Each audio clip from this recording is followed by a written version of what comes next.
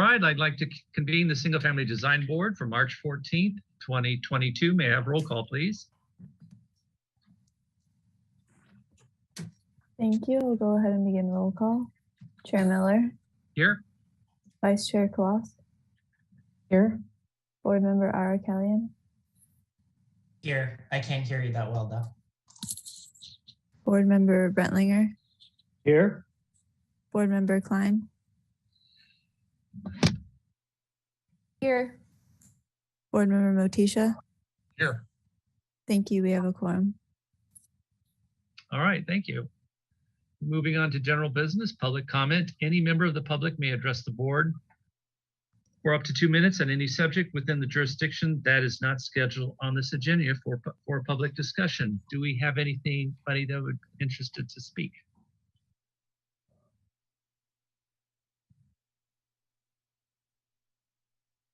Thank you, Chair Miller, and to anyone attending, if you would like to speak on an item not on today's agenda, you may do so by clicking the raise your hand icon. That'll notify staff that you'd like to speak. And Chair Miller, I do not see any hands raised at this point in time, so I think we can turn it off for public comment. Thank you. All right, thank you. Okay, let's move on to item B, approval of the minutes for Single Family Design Board meeting of February 28th, 2022. Chair Miller, I attempted to raise my hand. I don't think the staff saw it. I just wanted to mention, I was driving this last week or so, and I drove by a parcel out in Montecito, and which is not necessarily, I don't know if it's in our area or not, but I would encourage other board members to drive by there because we're seeing a lot of these more like mid-century homes coming up that have a lot of glazing in them. And we often talk about the lantern effect that they have at night. Yeah. And I think that this project is a good example of, it's a lovely home and the people have done a great job fixing it up over the course of the last probably 5 years, but it really feels overlit.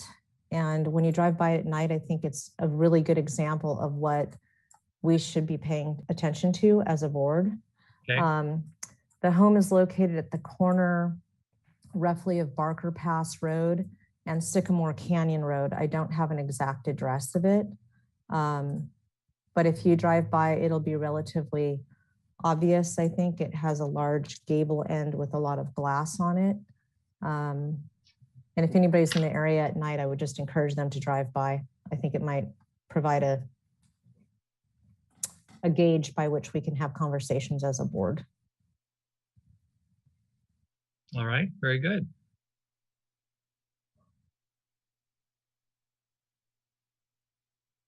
Two minutes are up. Okay, well, let's move on back to the general business. May I have a motion for approval for February 28th, 2022, please? Make that motion. May I have a second? Second. All right, thank you. Ms. Plummer, if we can go through the items, please.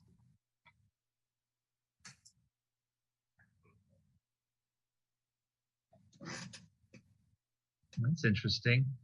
Thank you, Chair Miller. Yes.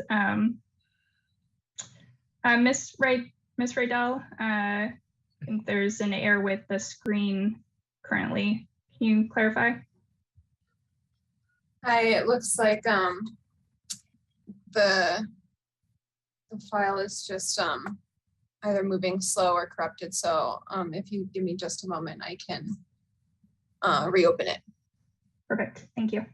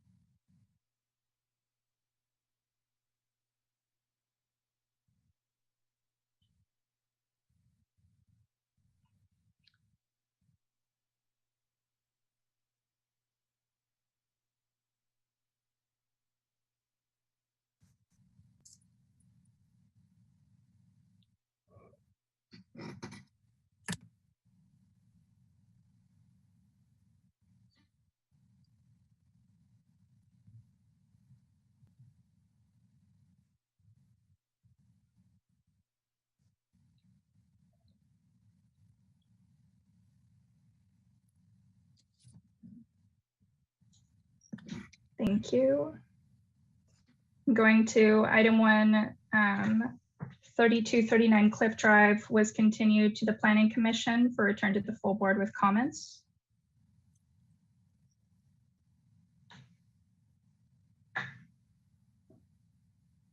Item 2, 25 Los Alturas Road was continued to the Planning Commission with return to the full board for project design approval and final approval with comments.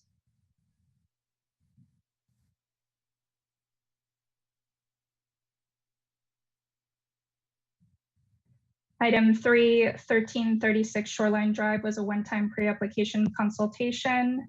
So there's no motion for this. It was just a summary of the board's comments.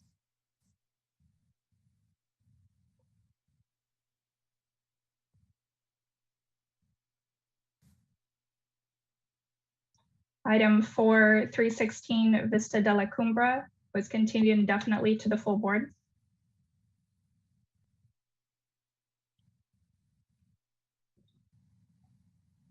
And item 5, 1510 Santa Rosa was continued indefinitely to the full board with minor comments.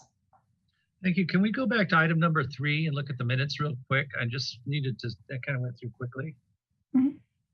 Let's see.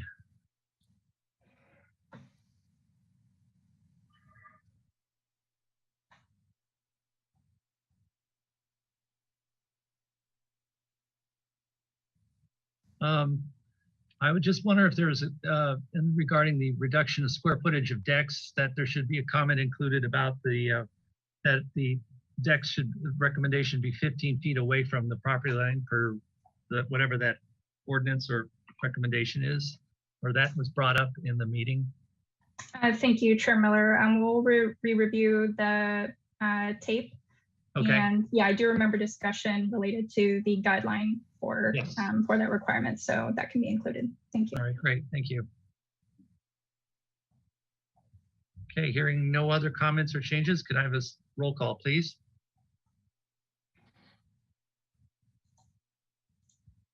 Thank you. I'll go ahead and start the roll call vote.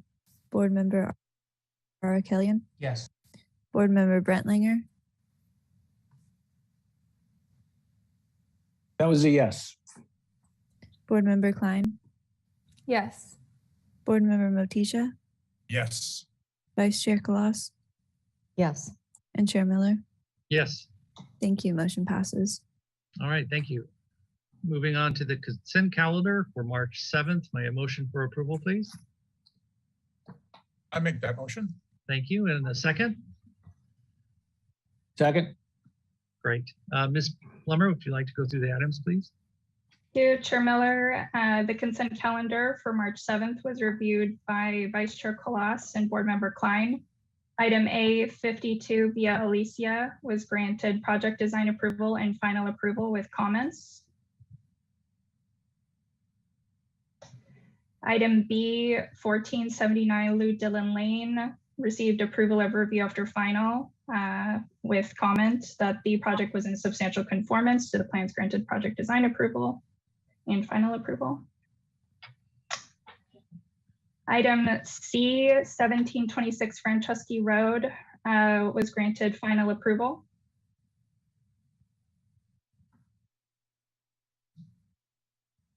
Item D 907 Fellowship Road was granted final project design approval and final approval with comments.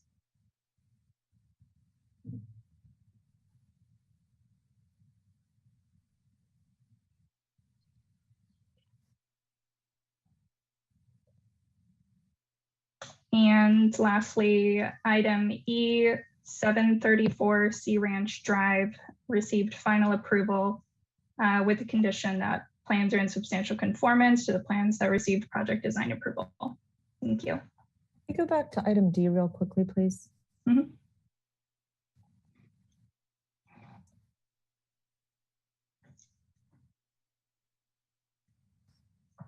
I believe item 1 there should refer to both this project and any future projects. Thank you, Vice Chair Kalas. That can be clarified in the first item. Great, thank you.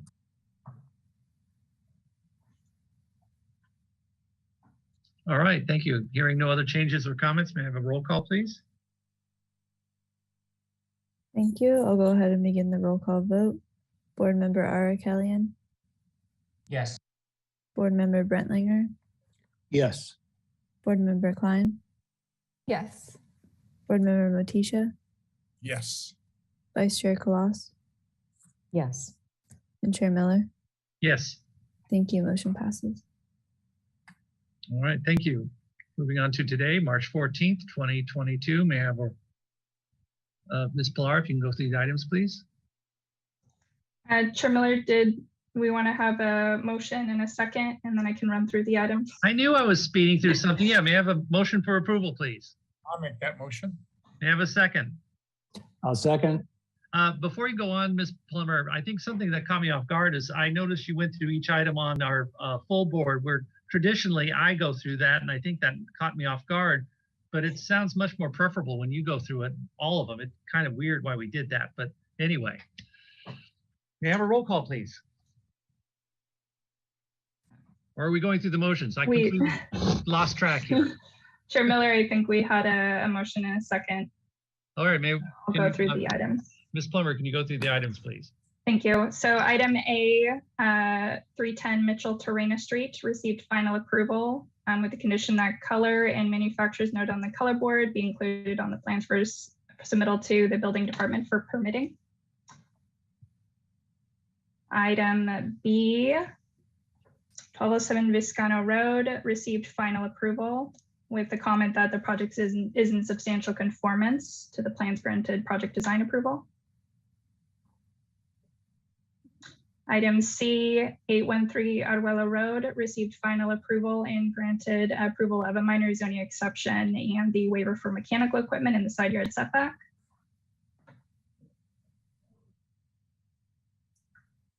Item D, 1780 Calle Poniente received approval of review after final as submitted. And item E, 469 Scenic Drive received or was continued indefinitely to consent with a number of comments. All right, thank you. Hearing no changes or comments, may I have a roll call, please? Thank you. I'll go ahead and start the roll call vote. Board Member Ara Kellian, Yes. Board Member Brentlinger, Yes. Board Member Klein, Yes. Board Member Motisha, Yes. Vice Chair Kalas, Yes. and Chair Miller. Yes. Thank you. Motion passes. All right, thank you. Okay, moving on to announcements. Requests by applicants for continuances and withdrawals, future agenda items and appeals. Do we have any of those, Ms. Plummer? Thank you, Chair Miller. I do not have any formal announcements at this time. Okay, and moving on to item E, subcommittee reports. I do believe we have nothing at this time. Is that correct? That's correct. Okay. All right, thank you. Okay, let's move on to the first item, right at 3:15. It's 1335 Sema Linda Lane. Project design approval and final approval is requested. Proposal to construct a new 500 square foot second floor addition, convert the existing entry to an exterior vestibule to provide exterior stair access to the second floor addition, and conversion of a covered parking space within the existing garage to a patio. The proposed total of 8,685 square feet on a 54,014 square foot lot is 170% of the maximum guideline floor to lot area ratio. Project design approval and final approval are requested. Neighborhood preservation findings in Hillside Design District and slope lot findings are required. Project was last reviewed on consent and continued to the full board on January 18th, 2022. Do we have minutes from the previous meeting to read into the record, please?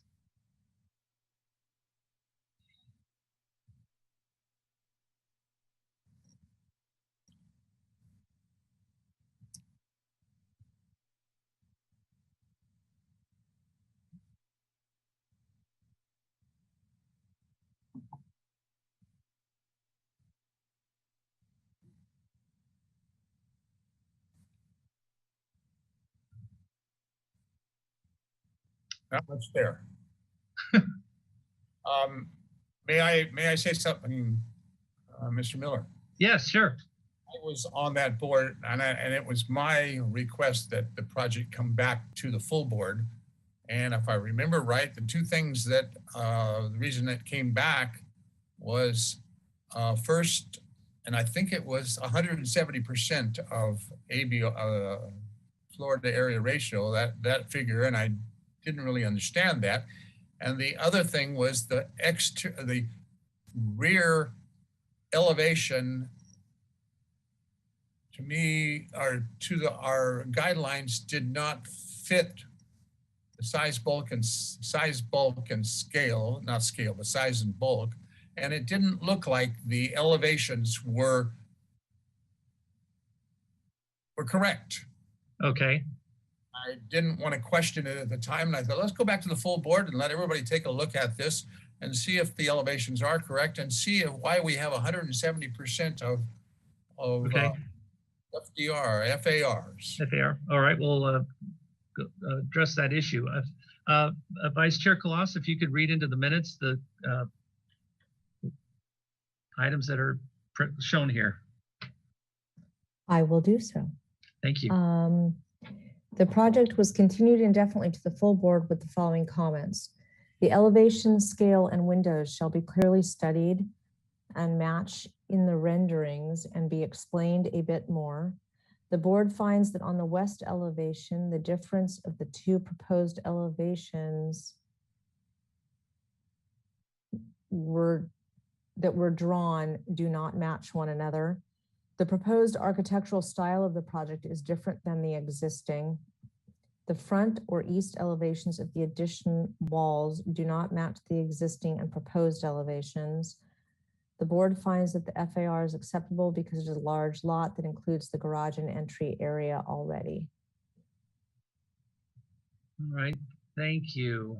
I'm not sure if asking the question about the high FAR is appropriate right now, Ms. Pilar, or maybe the presenter can explain it to us a little better.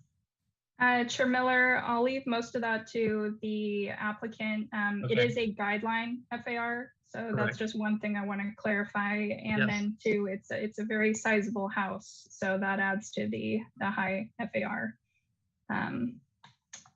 Okay. Yeah, thank you. And then Mr. Schroer, if you want to turn on your camera, perfect. And then you have 15 minutes for your presentation. Thank you. Great, You're thank welcome. you. So I'm Drew here of Warner Group Architects, applicant for the agent for the owner. Let's see. And actually, apologies, Mr. Schroer. Let's see if staff can get the plans up on the screen. It might just take a moment.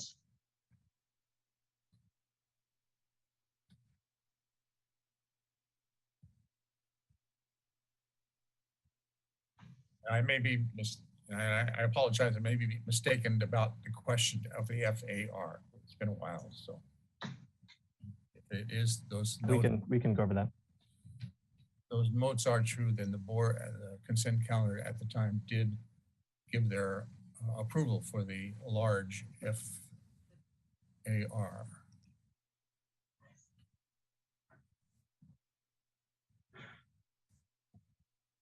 Go ahead, Mr. Scherer, you have the floor. Sure, okay.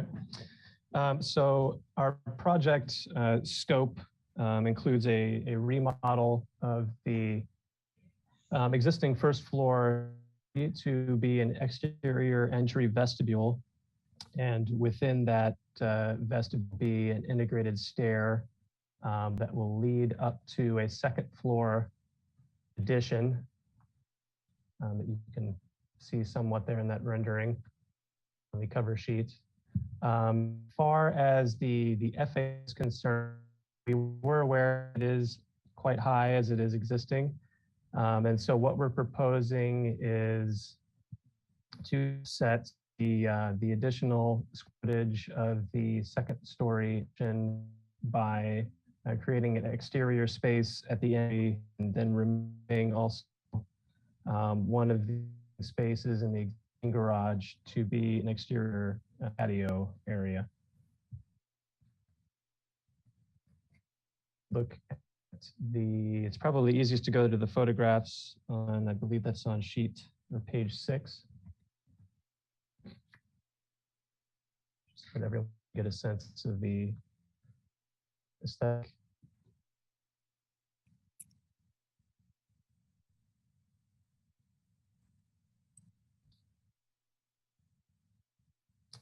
So the scope of work focuses primarily on, if you look at the upper left of the page there, you'll see the end home.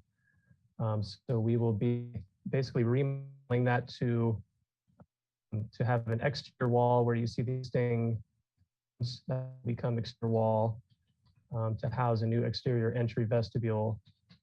And there is a 3-car garage adjacent, and one of those bays will be moved to be an exterior patio area that will be service one of the bedrooms in the back of the house.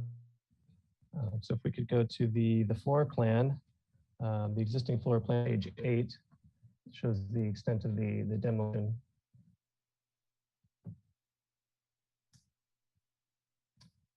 So upper portion of the page there, garage and the existing entry.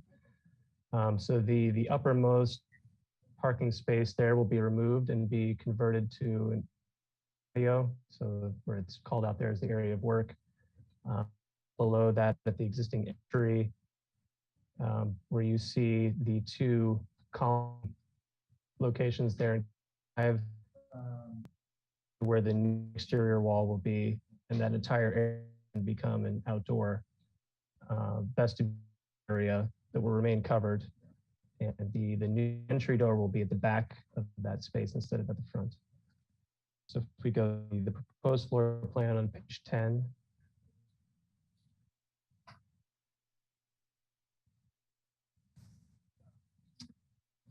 You will see the new exterior entry with the new wall there, array. So it will be an open air entry that goes to an exterior stair that leads up to the 2nd story addition.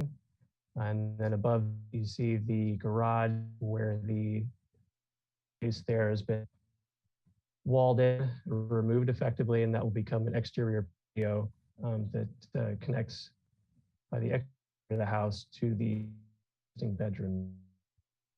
And onto the 2nd floor plan on page 11. Look at the addition. So you see the entry vestibule, that exterior stair leads up to the upper landing. And then there's another couple of steps up to the, which is a bedroom suite effectively. And you see the new windows that look south. And there will be a flat roof where a portion of the existing roof will be demoed so that you have views out from the addition. And if we go to the elevations on page 14,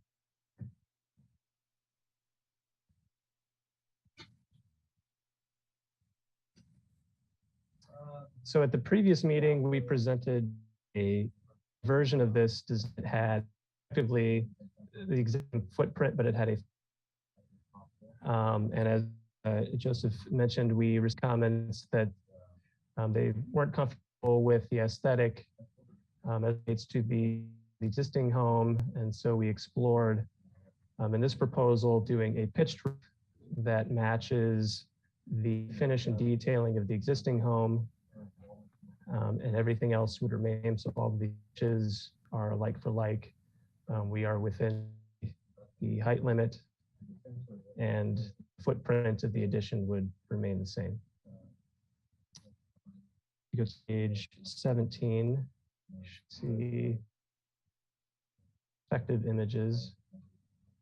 Sorry. If you go to the page before page 14, so that would be, I suppose.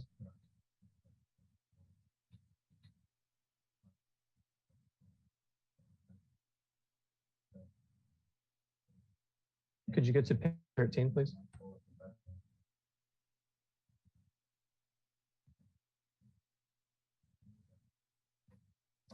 Right, okay. This is the roof plan, gives you an idea of the pitched roof proposal.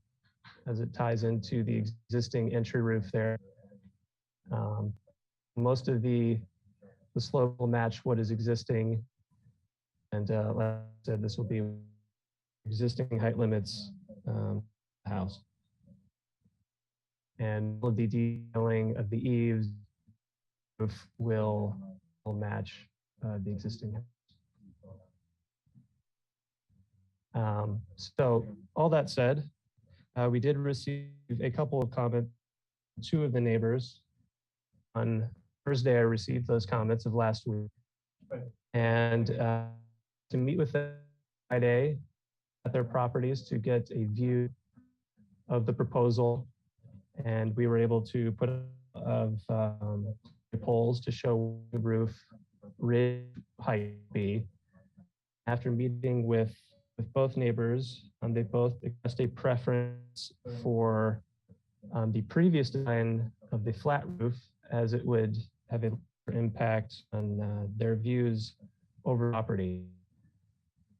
So I just wanted to voice that before I finish my presentation.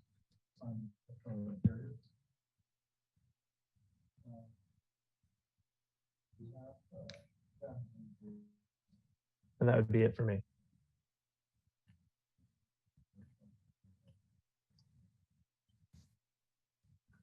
All right, thank you. Ms. Pilar, did we get any public comment, please?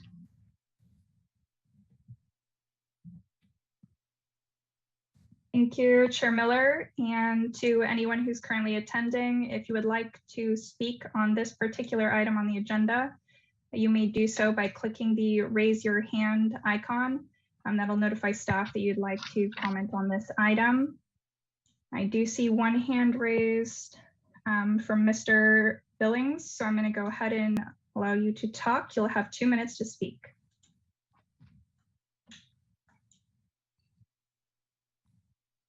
Good afternoon. My name is Joe Billings, and I'm the attorney for the owner of the property at 1046 Sima Linda Lane. I did submit a written public comment, and I'm one of the, well, my client and I met with Drew Scher and Tip Kung at my client's property Friday afternoon to look at the elevation of the pitched roof. Mr. Kung and Mr. Scher were kind enough to put up some story poles, and the pitched roof design did impact my client's view. And so the architects, they described basically what Drew just described, that the previous plans had a flat roof that did not impact the views of my client. And I understand it's the same for one of the other neighbors. So we would just like to express our strong preference that the board consider going with the flat roof design as opposed to the current pitch roof design. And just another matter, I found in the title to my client's property, there is a view easement, and it's kind of difficult to decipher in an old document with some missing language. So I'm not exactly sure what it restricts. However, I'd like to look a little more closely at that, especially if we're going to use this pitched roof design to see if it violates that view easement at all. Thank you.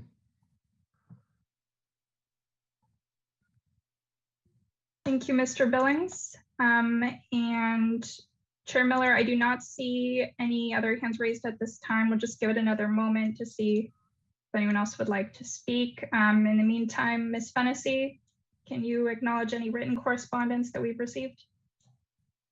Thank you. We did receive 4 public comment letters from Greg Anzalone and Joe Billings, and those were distributed to the board prior to this meeting. At this time, I do not see any more hands raised, so I'll hand it back to the board. All right, thank you. I'll bring it back to the board for questions.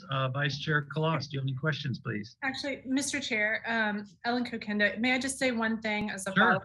follow-up? This is just for the board and then for members of the public.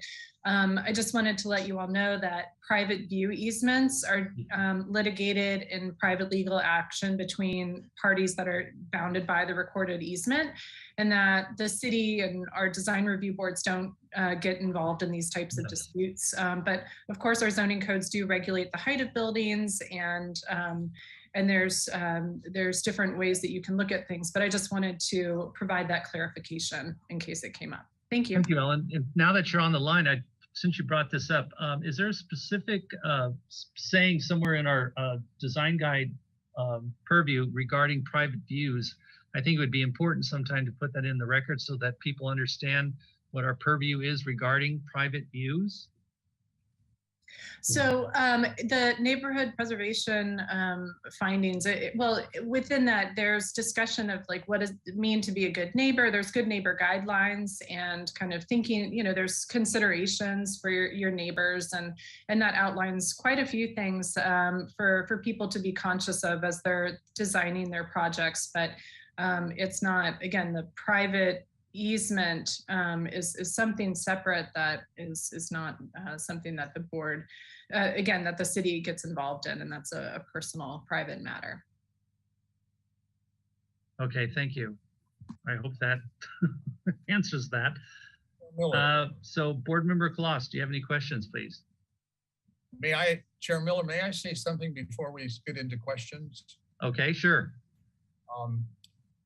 One of the things that I didn't bring up at the consent calendar, and it was not our privy, and it was not part of the board, was the fact that there is a permit.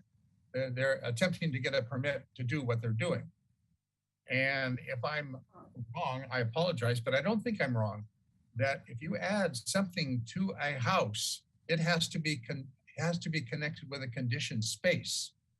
And I kind of hinted at this at the consent calendar, but I didn't want to, it was my place, or I guess I forgot, maybe it was Katie that was on the meeting with me, to stick our noses in the building departments where they're supposed to belong. But this addition is not conditioned space on the house. This space, this entry to this is from an exterior entry and the entry, and that entry is not a conditioned space. So we're kind of breaking the law, building code law, by adding a second floor to this. And at the same time, I didn't stick my nose and say, why didn't you make this an ADU? Just, Mr. Chair, and just to let you know that when, once a project gets all of the planning approvals and then is submitted for the building permit application, all of that will be reviewed as part of, during building permit review. So if there's anything that, any issues that come up, that's when it would be flagged. So again, the purview of this board is the design aesthetics and kind of what's before you today. So I would focus on that. Thank you. I guess I got cut short, and let's let the presenter present his plans, and you can say what you need to say, Joe, when it's your time for your questions. I apologize. I always have lots of comments and questions. I just don't want to stay here till 8 o'clock tonight like we did last time. So Mr. Scherer, if you could please present your projects. or let's see, now I've lost control. Leslie, do you have any questions, please? Yes. Thank you. In the interest of trying to address Mr. Motisha's concern, Mr. Motisha, I think that the ADU ordinance, I'm looking at it here on the screen, it requires exterior access to a JADU. My understanding is that the second floor is for a junior accessory dwelling unit.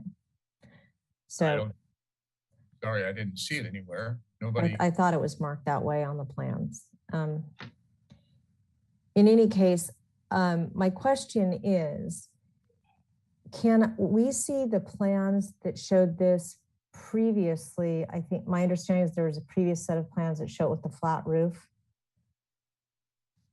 Thank you, Vice Chair Colason. Yes, we should have the original plans available. Ms. Riedel, if you can pull those up.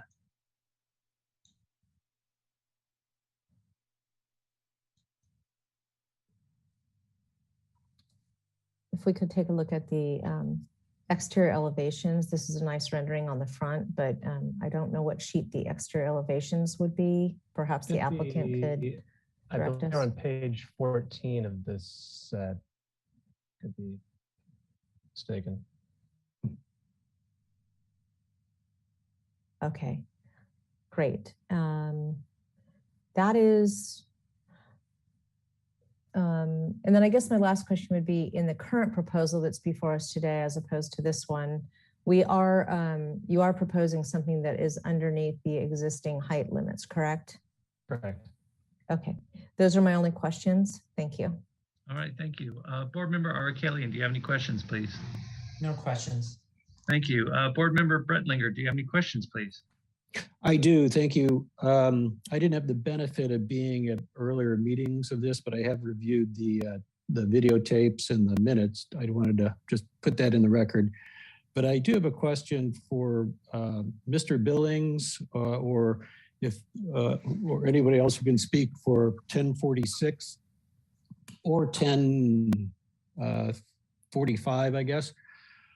And the question is, to what degree is the view blocked? If you could quantify it as, how many degrees across the horizon.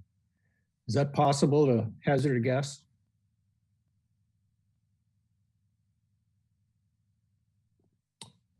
Mr. Billings, are you there? Typically, apologies, Board Member Brettlinger. Typically, we don't bring up members of the public beyond public comment. I'll leave it to the discretion of the chair, or Mr. Schur maybe can answer the question. I'll redirect to Mr. Schur if he's since he was there on Friday. Yeah, I mean, I don't want to sort of turn for either. But when we were looking at it from 1046, there's an upper bay that has a direct view over the property, and from our vantage point, the pitched roof, it does obstruct the views directly on the property of the beyond versus the roof of the house. The high points create any additional obstruction of the view.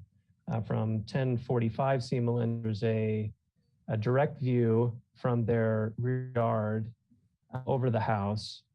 So the roof, the pitched roof, is much more prompt in their view. So I would say that, especially in their case, the flat roof much more like to see, as opposed to the pitched roof. I guess, thank you for that clarification, Mr. Schur, but I think maybe my better question might be, what's left of the view? Right. It's hard to describe without any photography, I suppose, of that exact view from their property. But effectively, if you're thinking of, if you're viewing it, see Melinda, their view of the ocean, the horizon line, if you construct the version of the design, I would say it moves roughly 10 to 15% the ocean. Maybe it's hard to say exactly. So it does have an effect. The flat roof, which lays low enough below the horizon line, that is not the case. And just so I had a little trouble with hearing your answer, but you said there's 10 to 15% you believe that is obstructed? Yeah, of the direct view of the oceans. Yeah. Okay. All right. Thank you very much. That's my question. All right, thank you. Board Member Klein, do you have any questions, please? No questions. All right. Board Member Motisha, do you have any questions, please? Yeah, could we look at the site plan again? Existing, or what's your proposed site plan? Not sure what sheet that's on in this set.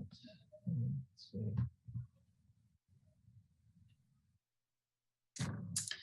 Apologies, board members. I am going to switch back over to the PowerPoint for a moment to try to get back to the original plan set.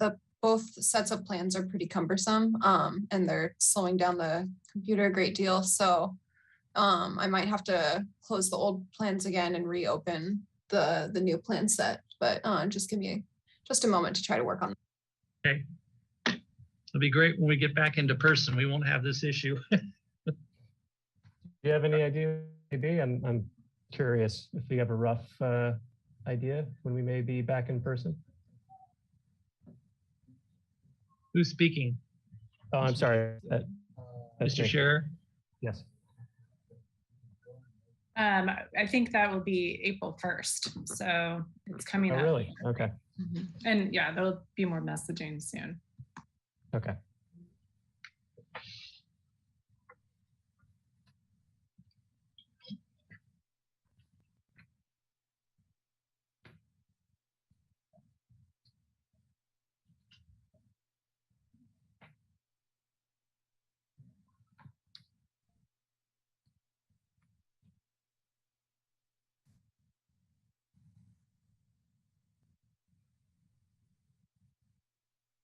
I believe it's on page 10, sheet that we're looking for.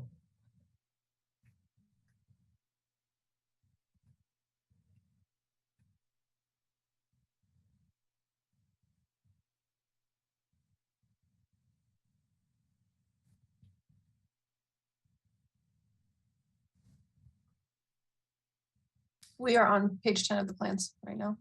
Okay. Is that what you wanted, Joe? Yes.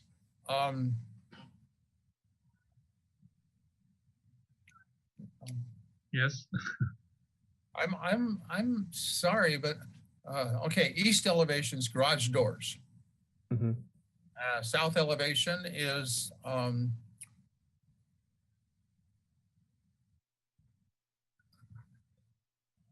If you look down here at the bottom, there's the existing living room and dining room on the first floor.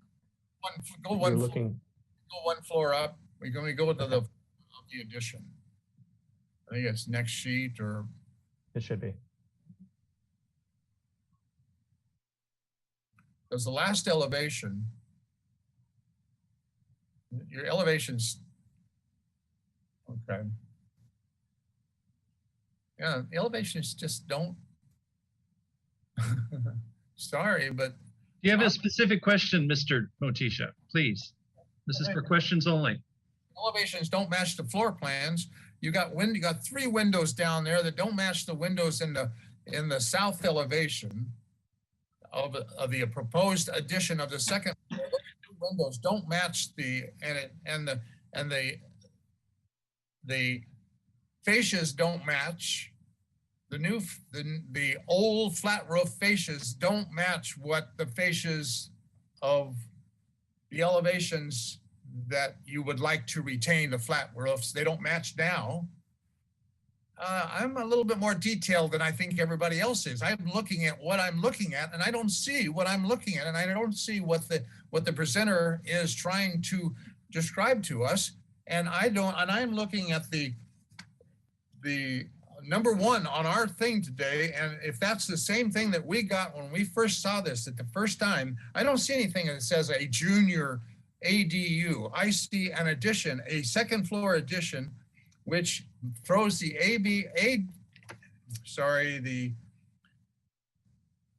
I forgot what it's called, the floor area ratio up to 170%. And there's nothing wrong with putting a junior AD, but let's call it what it is. And if what it is, then we shouldn't be looking at it because it's a junior ADU. It's an ADU.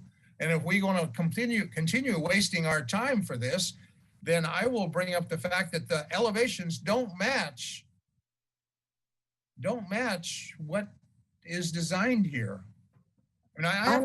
I may have spoken out of turn about the JADU. I thought I had seen that noted somewhere. That could be an error on my part, just to be clear, Mr. Motisha. So let me sort of wrap up what Joe's saying here. He's saying it appears to be a junior ADU here because it's a private entrance from an outside space but I do see on here on the project description, there's no mention of a junior ADU. Can the presenter clarify what's going on here? Yeah, so originally we had proposed this as a JDU preliminarily before we submitted to planning or anything like that. That's from planning. Their initial response was, yes, you're good to go ahead as a JADU, no problems. So when we submitted our package, we got a response that, hold, wait up, this does criteria for a JADU. You'll have to go in as an addition, and then during permitting, have approved as an addition, and then have it permitted as a JDU directly after the fact. Because there was some stipulation because using foot of You're going in and out, Drew. You have a really bad internet connection. Sorry. Okay. Hopefully now.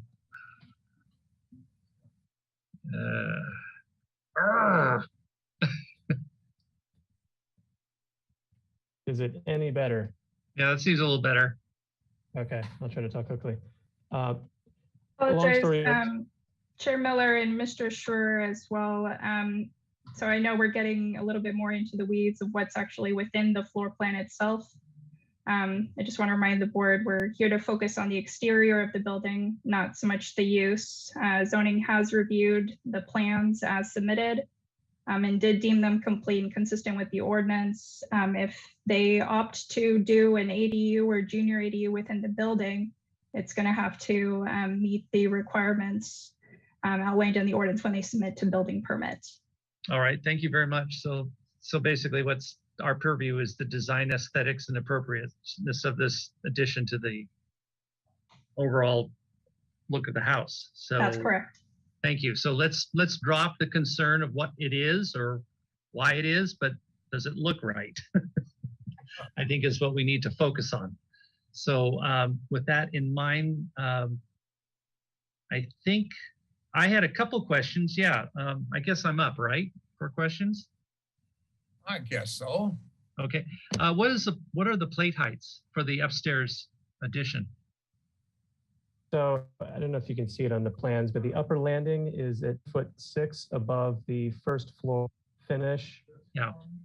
The steps up to the actual unit, 11.6, and then the finish height, the ceiling in that bay is an 8.5-foot ceiling, so that brings you up 20 feet. Well, what's 11 feet 6 inches? The floor finish of the secondary addition. I'm sorry, I don't understand what you just said. I apologize. The floor finish from finish floor to finish floor? Yes. From the first floor to the second floor? Correct. Thank you. I hate to ask this, Ellen, is it possible to see the elevation as with the peak roof and one with the flat roof easily? Just to see the two. So we can ask Ms. Rydell to pull up the, first, here's my suggestion. If Ms. Rydell could go to the elevations and see the proposed elevation, and then she probably will have to reopen the other document because I don't see it up, which might take a minute. So I'm sorry. With these really big plan sets, it takes some time, unfortunately. So stop right there. Maybe they'll give her time, but the peak roof on this new addition appears to be the same height as the peak of the adjacent roof. Is that correct? Correct. So it doesn't go higher than the existing roof. So the question is aesthetics. Okay, that answers that question. So if I could see the flat roof, that would be great. And then that'll be my last question. And apologies, Chair Miller, are you wanting me to reopen the old plan set to look at an elevation? Yeah, that right what you circled there. Yes, please. I will do my best. All right, thank you. Be cognizant of that height of that roof as it is now, proposed now. And what it looks like and what's behind it. Yeah. See, that elevation does not. Hold on, Joe. wait to comments. Go ahead, comment. Don't change it. Look at that elevation. That's what first got me with you, with this board. Got me back to you guys. It does not look like the elevation is strong. Maybe you're down at you got your eye down on the patio and sitting on the stones. Mr. Motisha, you have a practice of interrupting when it's not your turn. When it's your turn, please wait till it's your turn and then you can make comments. I think that would help us move this forward. So can we please see the elevation of the flat roof?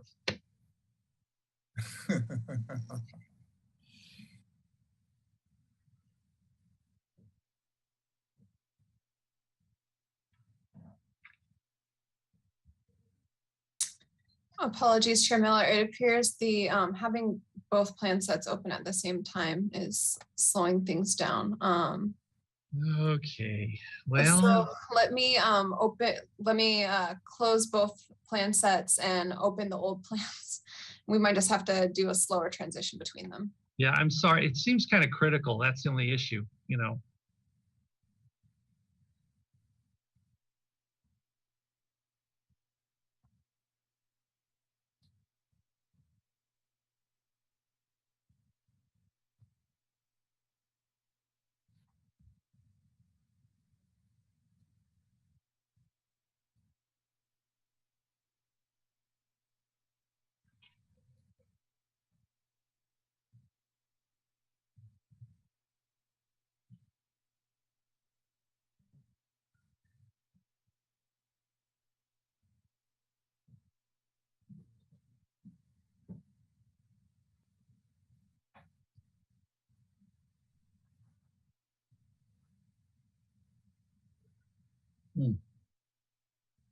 Yikes.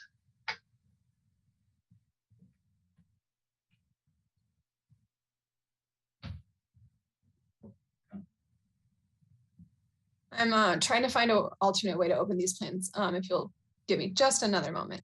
Okay.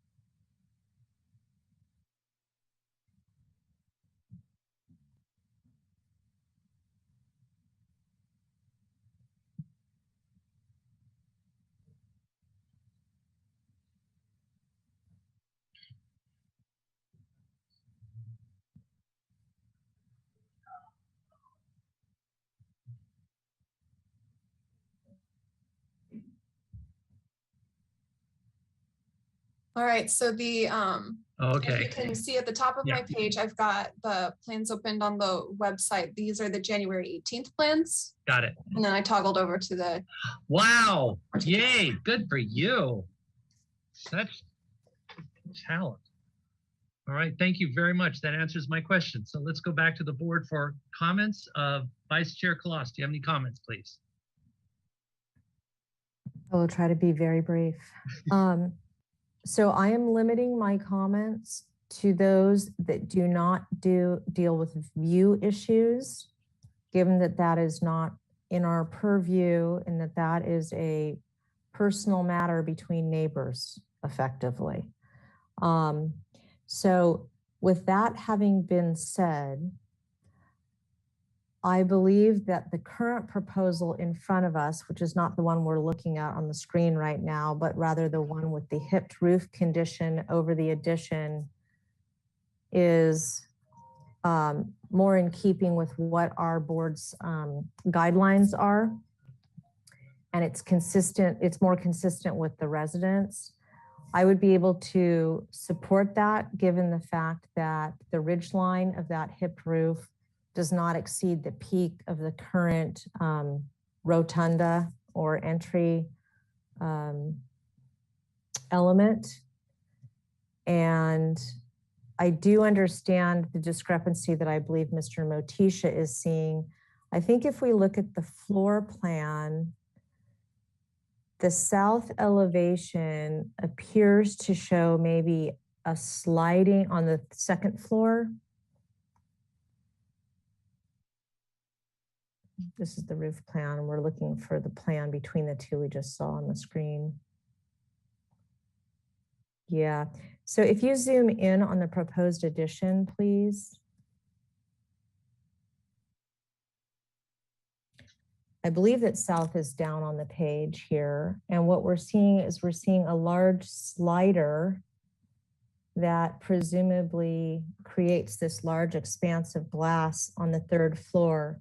But because the portion of wall to the left of what is indicating the slider is post shade, it does not appear to be reflecting what's shown in the elevations. And it could be creating part of the problem that Mr. Motisha is trying to articulate. So if that's the case, I'm assuming that the elevation would prevail with the glazing that's shown on the elevation, and I can support that. Those are my only comments. All right, thank you. Board Member Arakalian, do you have any comments, please? I do. I believe that the pitch roof is proposed is aesthetically appropriate, and I believe the amount of glazing area on this on the proposed upper floor addition should be reduced. Those are all my comments. Thanks. Okay, thank you. Board Member Brentlinger, do you have any comments, please? Yes, I support the proposal as presented. Thank you. With the peaked roof? Yes. All right, thank you. Board Member Klein, do you have any comments, please? I also agree that as proposed, I think it's aesthetically fine. All right, thank you. Board Member Motisha, do you have any comments, please? You have the floor.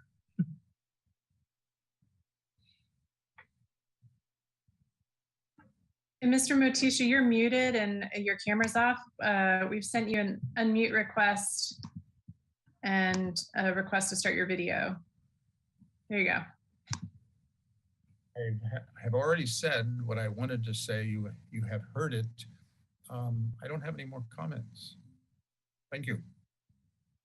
Okay, thank you. My only comment is, Mr. Arakalian, what were you said there was some glazing that you'd see reduced. What are you referring to exactly again? I'm on page 14 of the PDF, sheet A4.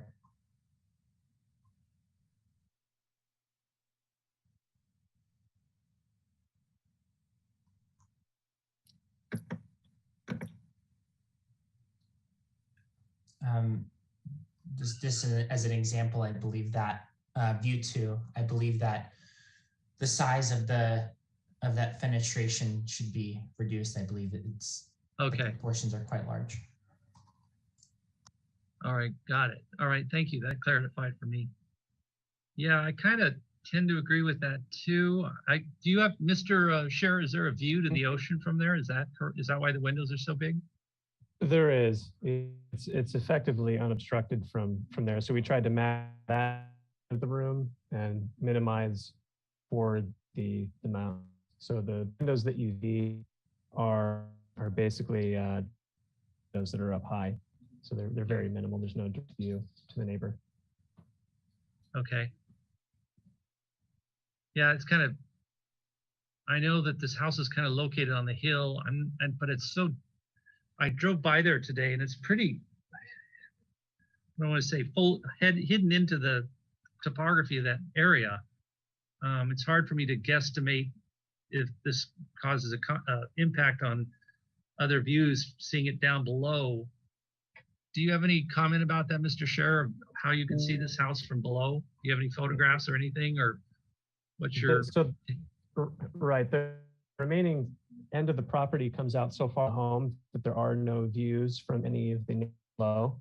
All of the views are coming from the neighbors above looking down onto the residence. So because this is looking away from Melinda, effectively, there are no direct window to or from the neighbors below.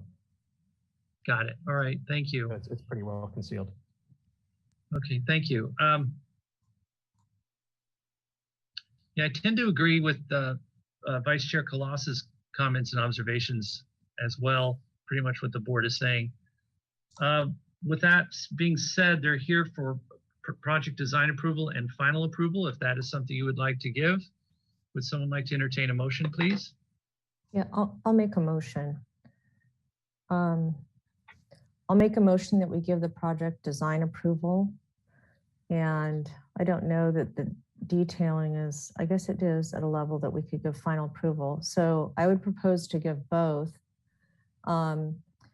with the comment that the glazing on the south elevation on the second floor be balanced. In other words, on the east side of the glazing that's shown on the elevation on sheet A 4.0, there's a pretty substantial return between the jamb and the outside corner of the second story volume. Mm-hmm.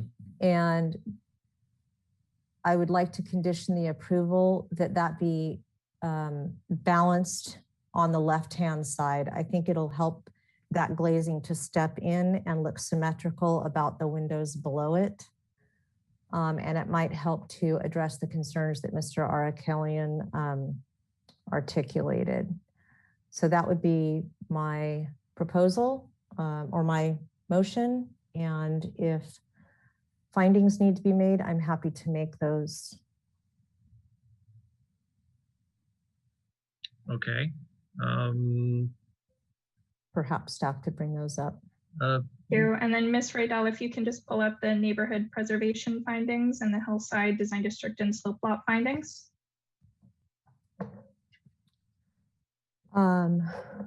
So we're able to make the hillside and slope lot findings because the topography is not affected as a result of this project. The building scale is supportable because the proposed addition is not exceeding the existing ridgeline or the tallest ridgeline of the residence. The proposed addition is consistent with the existing residence, which was previously approved, and it does not cause any lack of uniformity for the neighborhood. It is generally compatible in size, bulk, and scale with the neighborhood, I believe. And it's also sitting on a site that is larger and is only subject to, it is not required to meet guideline FARs. And the architectural materials and the nature of those materials match the existing home, and they're all of a quality consistent with the home.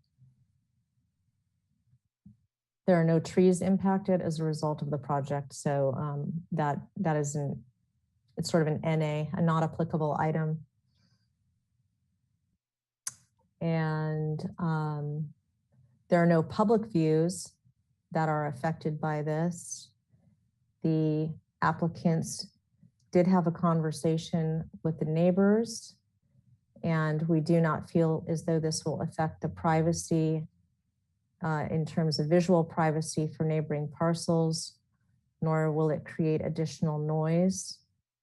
And the health, safety, and welfare of the public are not affected negatively by this project.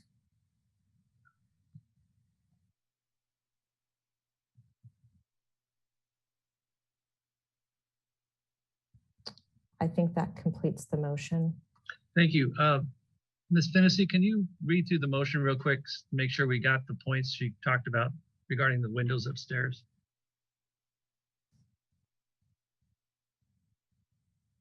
Thank you. I have project design approval and final approval with the condition and findings that the glazing on the south elevation on the second floor be balanced on the left side to help glazing look symmetrical and stepped in, And then I have the hillside findings and the NPO findings.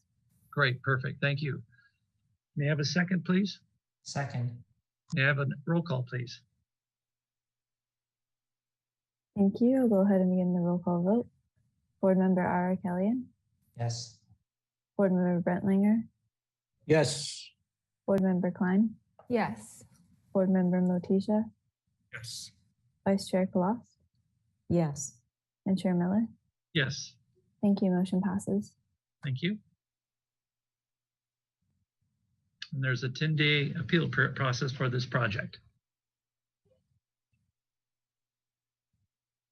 Okay, moving on to item 2. There are requests for project design approval and final approval as well. 922 Garcia Road.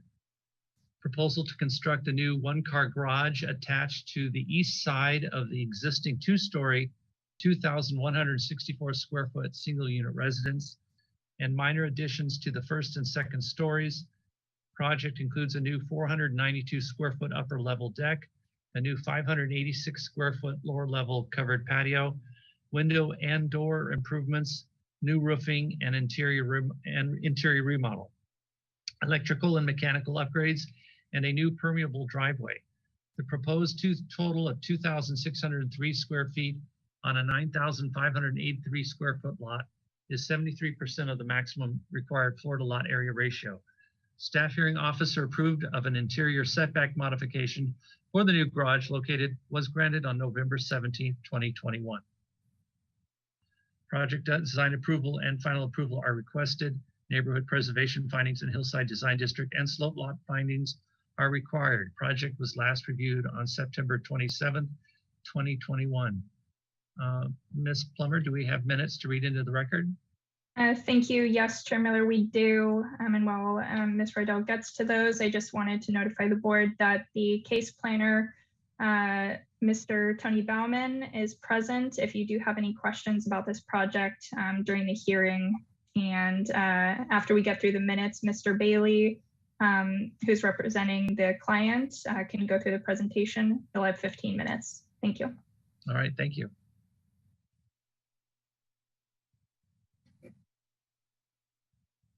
Okay. I don't see the minutes. Oh, there we are. Vice Chair Kalas, if you'd like to read those into the record.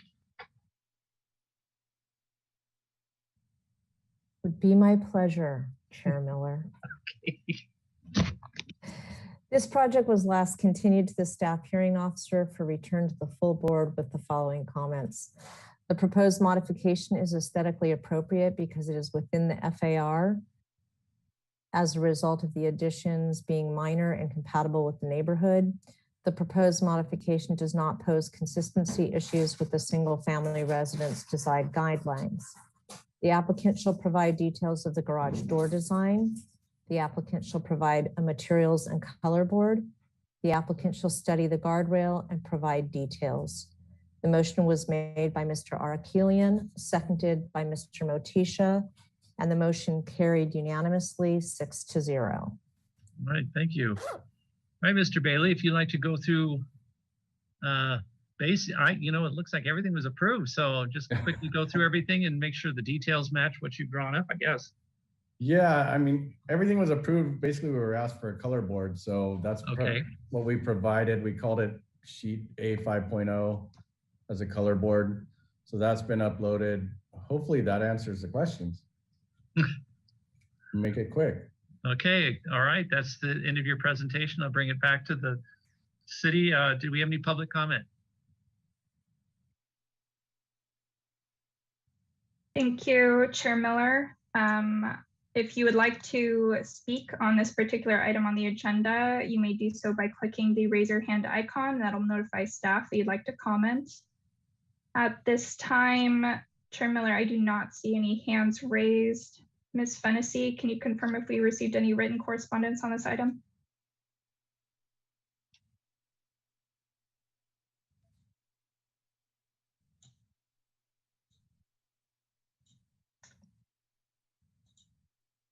Apologies, Ms. Fennessy. I believe you're muted.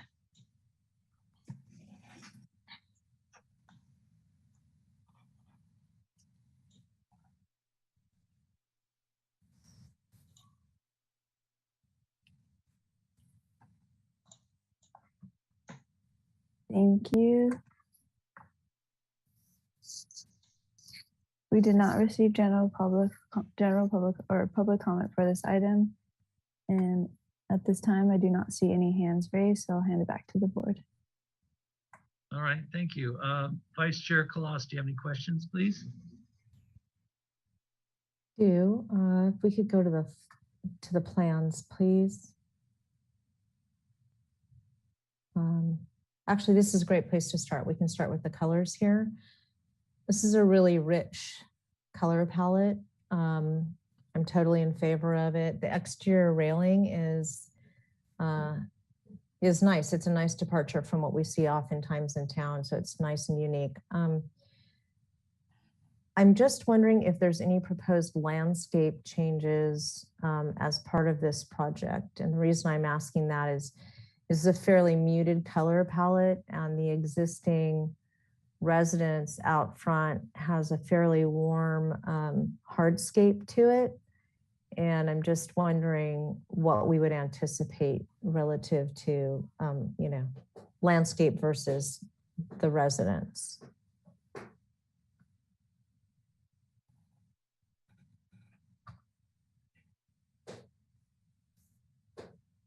Is the applicant? Yeah, I'm sorry, is that for me? Yes. Yes. Yes, Mr. Bailey. We do not have any landscaping plans at this point. Everything was going to remain the same. The affected areas were really the driveway and basically the driveway and the house itself.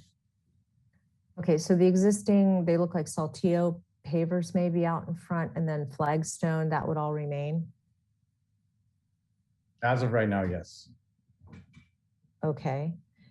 And then the proposed driveway, can you remind me of what that's intended to be? It's a slurry gravel seal that matches the neighbors. They have the same exact one. Okay, so it's like a chip seal. Yes. Okay. Those, and then if we could go to I think it would be the east elevation where we're seeing the back of the home.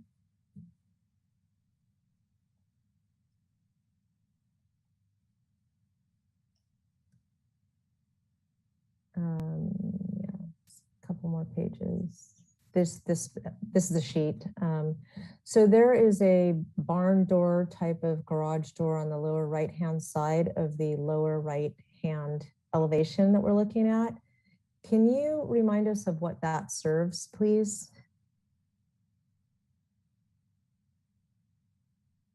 Is that covering an understory, a mechanical space, or? That's for you, Mr. Bailey, if you'd like to answer that. Yes, that's just a storage space. Okay. Those were my only questions. Thank you. Thank you. Board Member Ari Calligan, do you have any questions, please? No questions. Board Member Brentlinger, do you have any questions, please? Yes, thank you. My only question has to do with the roof color. I noticed on what it was on the color board, but is that matching the existing roof, I'm assuming? Yes, but it's all new roof. Right. Oh, the whole roof is new. Yes. Okay, thank you. That's all I have. All right, thank you. Board Member Klein, do you have any questions, please?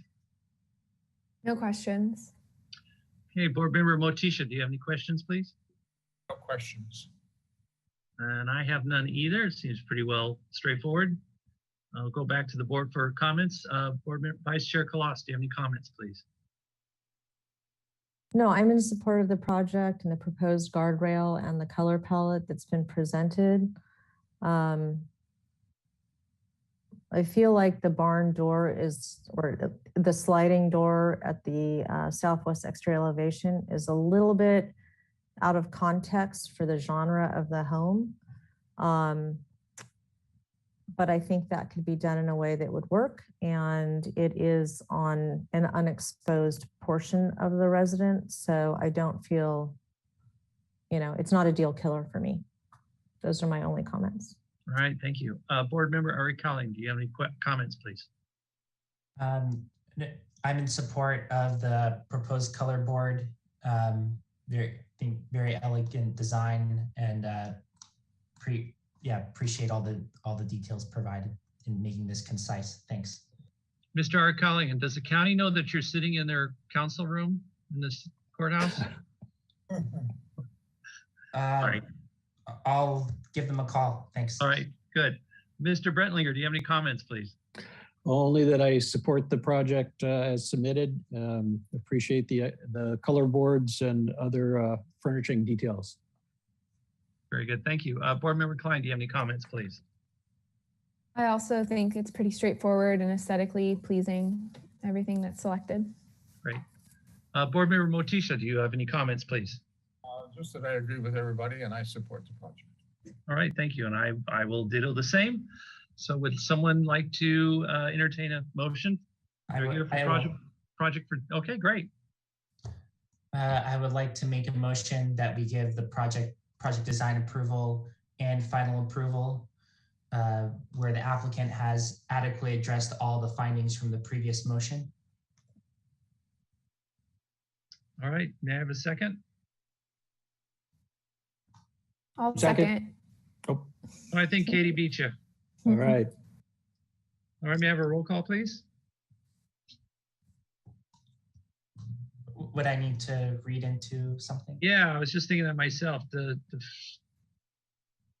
All the findings. Yeah, the findings. Yes, thank you, Chair Miller. And then Board Member Arcallian, if you could just go through the required findings for the neighborhood preservation and hillside design and slope lot findings. Thank you. Thank you. So yeah, natural topography, the development is designed to avoid visible scarring, does not significantly modify the natural topography of the site. The project maintains a scale and form that blends with the hillside by minimizing visual appearance of structures and their overall height. The project is consistent with the scenic character of the city and will enhance the appearance of the neighborhood. The proposed development is compatible with the neighborhood, and its size, bulk, and scale is appropriate to the site and the neighborhood. Proposed project is designed with quality architectural details and uses quality materials. The proposed project does not include the removal or significantly impact any designated trees, applicable trees. Public health, safety, and welfare are appropriately protected and preserved. The project generally complies with good neighbor guidelines regarding privacy, landscaping, noise, and lighting. The development, including proposed structures and grading, preserves significant public scenic views of and from the hillside.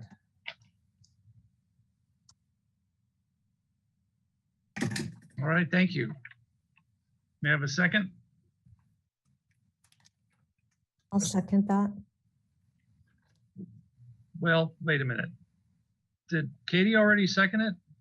Yes. Sorry. She did. Yeah, okay. So let's leave it at that. May I have a roll call, please? Thank you. I'll go ahead and start the roll call vote. Board Member Arcallian, Yes. Board Member Brentlinger, Yes. Board Member Klein, Yes. Board Member Motisha, Board Member Motisha.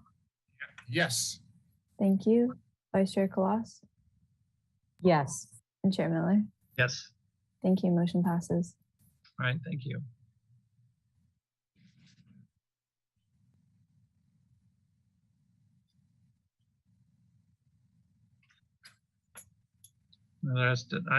Thank you. And there will be a 10-day appeal process for this project.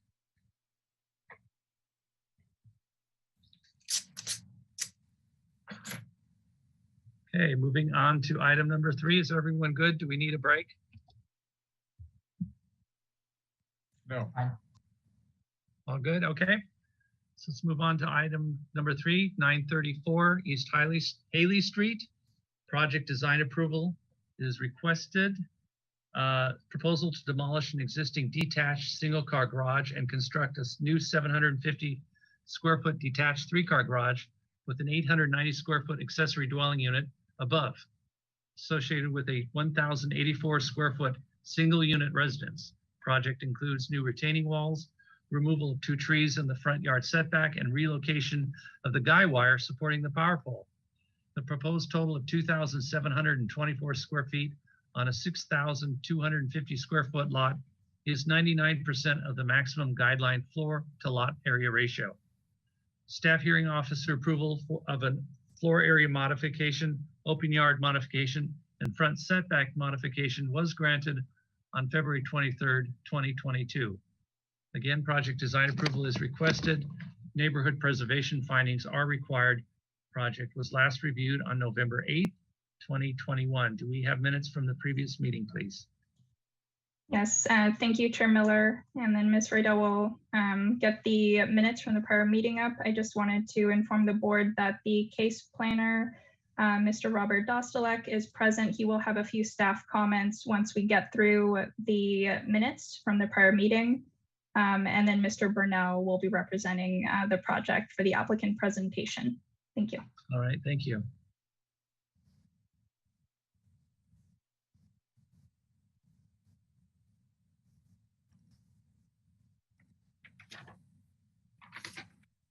And Vice Chair Claus, if you could be so kind to read into the minutes what's most pertinent for this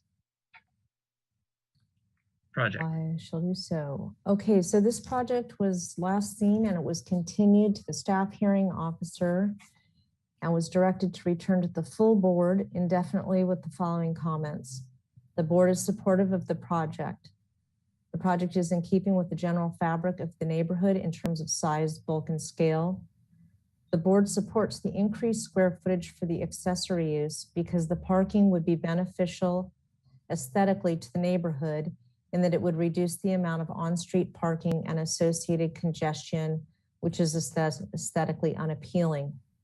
Given the corner lot configuration of the property and that the front yard sits above the adjacent sidewalk, the front yard along Haley Street will be used to a greater degree than front yards typically are.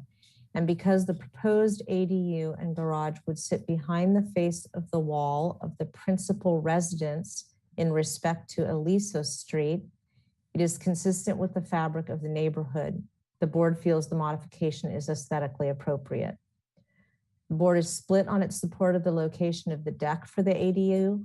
Some board members would like to see the floor plan of the ADU flipped in a south and north direction.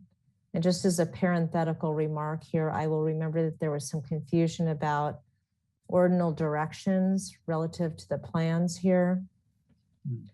On sheet A-2, so that the deck and entry be on the north elevation to prevent privacy issues in perpetuity related to the adjacent property on Aliso Street.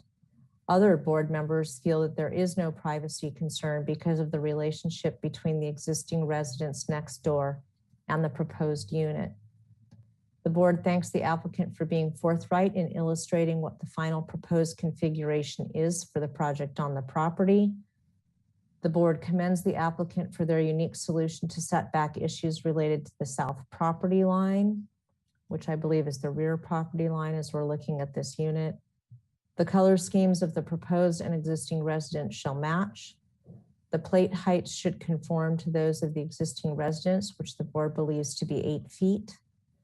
And the applicant shall provide a detail through the existing wall that is common between the carriage house garages that illustrates how the applicant intends to address the wall that will remain and how it will be treated above and below grade. That motion was made by myself, seconded by Mr. Motisha, and it carried 6-0. Excellent speaking. Thank you very much. Do we have a presenter for this project, please? And Chair Miller, if I may jump in for a moment, real quick. I'm Robert Dostalek, staff planner for the project. And a few quick remarks. As noted, the 3 modifications associated with the project were approved by the staff hearing officer last month. And I also wanted to mention a couple items that appear on the current plan set. The plans have been updated to include an aerial image of the project site and to illustrate the footprint of the adjacent residence to the southeast. And I'm just pointing these out. These may help address some of the board member comments from the last meeting regarding the second level deck. And then lastly, as requested by the board, a section of the existing garage and the abutting neighboring garage has been provided, and it appears on the cover sheet of the plan set. And that's all I wanted to share for now, and I'll be available for questions. Thank you. All right, thank you. And then Mr. Burnell, if you'd like to turn on your camera, you can begin your presentation. You'll have 15 minutes. Okay, good, thank you. Can you hear me okay? Yes. Yes. Great.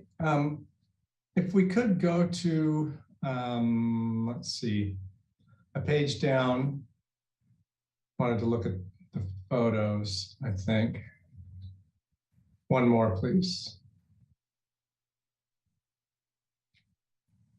Okay, so I think the first thing I wanted to address was the suggestion to possibly flip the unit and put the deck on the north side.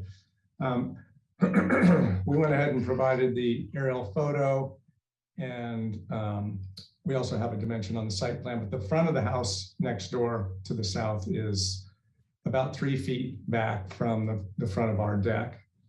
And so, and this is kind of a backdrop, then we'll go back to the other comments, but I don't think that there's really a privacy concern because the only view is really into the front yard of the neighbor's house, and it's across a driveway, and they have a long, deep lot, so I don't think there's a situation where they would be able to justify a front setback modification that would bring the buildings further up on the site.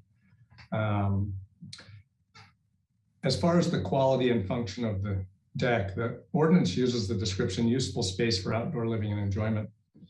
And in the current arrangement, I guess it would make sense now to go down 2 more sheets to the floor plan.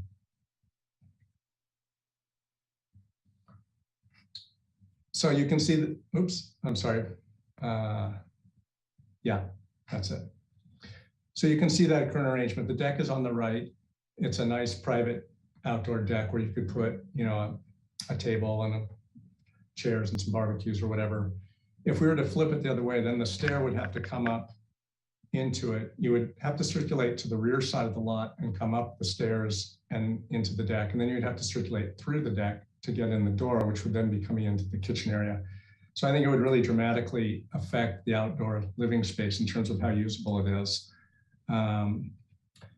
The neighbor across the street has a very similar program. I'm sorry to make you jump around a little bit. Can we go up to that photo page again? So number 8, I think that is right in the middle there, looking over the car, you can see that might look like it's a couple properties, but it's not. It's the same as this one. So the house on the left is the front residence, and then in the back there is a garage with a unit above it. And they have modifications, all the same ones actually, for front setback, accessory square footage, and open yard area. And so I very last minute forwarded a photo to Robert that I don't know if it's going to be able to somehow find its way onto the screens here, but we didn't have a great photo that showed the view away to the southeast, but at least those street slopes down. And so to the left, you're going uphill and into the hill, and you've got a 2-story building there. Off to the right, which you can see somewhat on that picture number 9 there, the street drops away and you can start to see out and over the other houses. And of course, that picture is from the street level, and we would be up, I don't know, probably 10 feet higher than that. So it really is a nice aspect going out in that direction southeast. And the other way is not so much, it focuses you into that building across the street. And in terms of the site and exterior design issues, I mentioned, if we could go back to the site plan now, which would be 1 sheet down, I think. So I mentioned before that you would have to circulate up the site and around the stairs to the back of the stairs so you could come back up and into the deck. So that's not a great layout to start with, but it would also necessitate allocating another 4 feet to get past that stairway and get to the stair, which would then be coming out of theoretically the yard for the front house. So I think there's a lot of compromises in doing something like that. Also, the composition of the elevation will be affected because as the stair comes up, the deck will have to extend past the edge of the house in order to accept the stair. And I think that would not be great for the composition of the elevation. And it puts the outdoor living space for the unit and the house next to each other as opposed to separated, which I think is a better layout. And I think lastly, the unit design to bring the front door into the kitchen is not great. I mean, it's not something you would ever do without other considerations kind of pushing you in that direction. So we are hoping that the board will allow us to keep the deck as we've located it. The other items, one of them was the building colors. One of the minutes was clear that we should match the colors of the buildings. So I wanted to push back on that a little bit and see if the board might consider. I think that, I guess we should go down to the colored elevation sheet, which would be the next sheet down. We don't have the front house on it, but it's a beige color. But I think these colors are pretty complementary. And the owner really likes this color and really doesn't want to engage in the prep and the painting of the front house at the same time that they do this work. It's probably a $40,000 or $50,000 expense. So we're hoping that the board will consider that having complementary colors would be an acceptable solution. And I know you can't base anything on the future, but because she likes this color, when the time comes to do the painting, she probably would switch away from the beige on the front house. So that's a request. If the board doesn't want to do that, then we can back up to a condition that won't get what you want. And I think that's really all we had in terms of the presentation. All right, thank you very much. Welcome. Ms. Plummer, did we have any public comment? Thank you, Chair Miller, and to anyone attending the meeting. If you would like to make public comments on this particular item on the agenda, you may do so by clicking the raise your hand icon. That'll notify staff that you would like to speak. I'll just give it a minute. I currently do not see any hands raised. Ms. Fennessy, did we receive any written correspondence on this item? Thank you. We did not receive any written correspondence for this item, and at this time, I do not see any hands raised, so I'll hand it back to the board. All right, thank you. Bringing it back to the board, Vice Chair Kalas, do you have any questions, please? I have no questions. The presentation is clear and the applicant's position is clear. I have no questions. Thank you. All right, thank you. Board Member Arkalian, do you have any questions, please?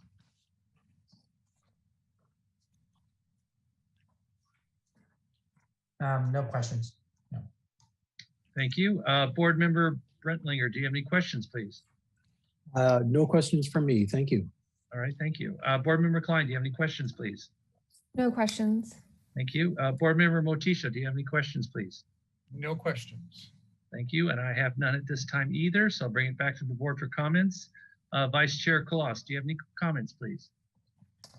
I do.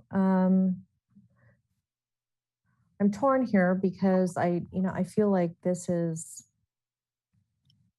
sort of a perfect lot in a perfect area of town for an accessory dwelling unit. And so that being said, I really am going to have a hard time supporting the deck on the, I guess it's the south side of the residence as we're referring to north and south. I think generally speaking, what we're finding in town is that, we're getting more dense and parcels are becoming more internally focused. And so to me, it makes sense that the burden of this deck on the second floor be given to the interior of this lot rather than potentially affecting privacy on the neighboring lot. So I'm going to have some difficulty biting off on that or buying off on that. And I would also like to see consistency in the color schemes between the two pieces of development on the lot. I understand I understand the cost associated with that, but there will be significant benefit from an income standpoint for this to be on the lot. And it seems like a reasonable request for both units to match one another. Those are my comments. All right, thank you. Board Member Arakalian, do you have any comments, please? I believe the project is aesthetically appropriate with all of its elements as proposed and is compatible with the surrounding neighborhood. Thank you. All right, thank you. Board Member Brentlinger, do you have any comments, please? Yes, thank you. I also see the project as being aesthetically appropriate for the neighborhood. I would be in support of however, of not flipping the deck. I believe the argument is presented by the applicant makes sense that it would be too disruptive to the access to the ADU and the internal circulation of the ADU. So I'm willing to accept it as presented. Those are my comments. All right, thank you. Board Member Klein, do you have any comments, please? I agree with Board Member Brentlinger. I think that the project is acceptable for project design approval, how it's presented. And as far as the color, I also am okay with how it is. I think the colors match enough. And if they're going to, repaint one to match the other later on when the budget allows, that makes sense. Either way, I think they're close enough, the colors. They're pretty muted. Okay, thank you. Board Member Motisha, do you have any comments, please? Yes, I agree with Board Member Klein and Board Member Brentlinger. And when the time comes for a color of a main house, could be years down the line, but I know how it costs to paint a house. Yeah, I support the project. Thank you. All right, thank you. Really sorry, this is just a quick question. How many square feet is the deck? And can we go back to the floor plan showing me where it's located or on the site plan? It's hard for me to see where that was. Ugh. Can you enlarge does that show the deck? No. Okay. Sheet 5 of 6 is the best. Yeah, this is the best sheet to see it. Now, where's the deck? Is it on the east elevation and on the south and east elevation? Is that is that the deck? If you're looking at it relative to property lines, the second floor plan is an easy place to see it. So it's that cantilever deck. Oh, the second floor plan. There we go. That's the deck. And where is the house? Sorry. Oh, I see. Oh, I see. It's right. Oh, okay, I got it. And Chair Miller, if I may offer a little bit of clarification. Sure. If you look at the floor plan in conjunction with the site plan, the upper level floor plan actually overhangs the lower level of the garage. So if you look at the site plan, the deck would actually be forward of what appears to be the building footprint. And there is also, if I was just going to point this out, Mr. Brunel didn't, but if there were some lingering concerns about the privacy, there's also about a 2-foot wing wall feature that's included as a privacy element on that narrower dimension. And that's the side that faces that southeast. Yeah, can I see that elevation? That's what I was going to suggest, if it's not there already, is to offer like a little privacy wall or something. Is that maybe a lattice with, I don't know.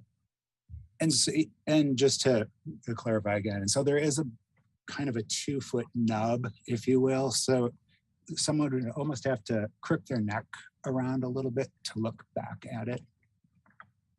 It's just hard. Residence. Okay. Can I see the south elevation?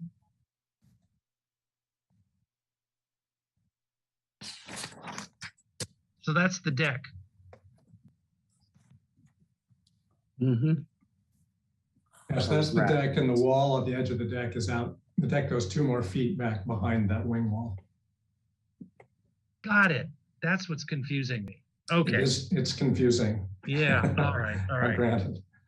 All right. Thank you. Okay. That's basically, that answers my stuff. I tend to agree. And I really can understand Vice Chair Colossus' concern. But it's one of these situations where the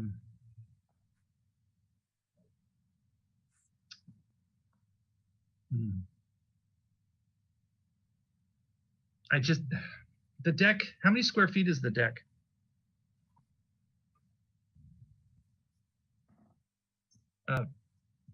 Mr. Brunel.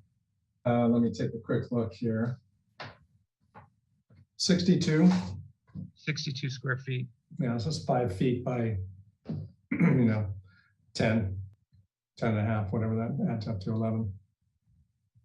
Okay, one more question. Sorry, the property that's on the adjacent, do we have a site plan showing the footprint of the adjacent house? Yes, that's on our site plan. Okay. Okay. And you can see there's a dimension, you probably can't see it from here, but it's dimension 3 feet back. Okay. Which I went out and measured to verify all that. Got it. The deck is just right in the middle of this drawing, over the garage door right there. Okay, all right. So I feel more comfortable. I could see possible problems if the neighbor next door builds a deck, but then it's going to be your your privacy issue, not theirs. But that's conjecture and not even relevant to this. So, okay, those were my only comments. I can support this project as well, based on the previous comments of the other board members. Would someone like to entertain a motion? And they're here for project design approval only. And Chair Miller, if I may. Yeah. Before you head into a motion. Sure. At the pleasure of the board, unless the board has any overriding concerns related to granting final approval, staff would request that the board consider allowing the applicant to return for final approval on consent. Okay. And also whoever makes the motion, make sure to include that it is 99% of the FAR and clearly speak out that the due to the concern or design or whatever that the board is accepting of the 99% FAR, something to that effect.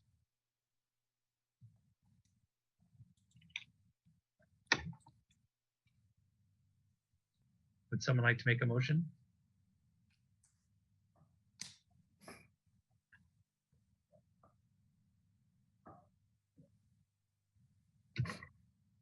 Everyone's being quiet. You want me to make the motion? All right, I'm going to go ahead and make a motion to grant this project design approval and to come to the consent for final design and PDA approval with the following comments. The board feels that the size, bulk, and scale is appropriate. That the consistency and appearance of the proposed development is consistent with the scenic charter of the city and will enhance the appearance of the neighborhood. That the compatibility of the proposed development is compatible with the neighborhood in size, bulk, and scale, and is appropriate to the site and neighborhood. Quality of architectural and materials are used. The proposed materials and colors maintain the ridge line. No trees are affected by this project. The health, safety, and welfare of this project are being maintained. Good neighbor guidelines have been given regarding privacy, landscaping, noise, and lighting. Public views, the development, including proposed structures and grading, preserves significant public scenic views of and from the hillside. And that is my motion. Do I have a second, please? I'll second it. All right, thank you. May I have a roll call, please?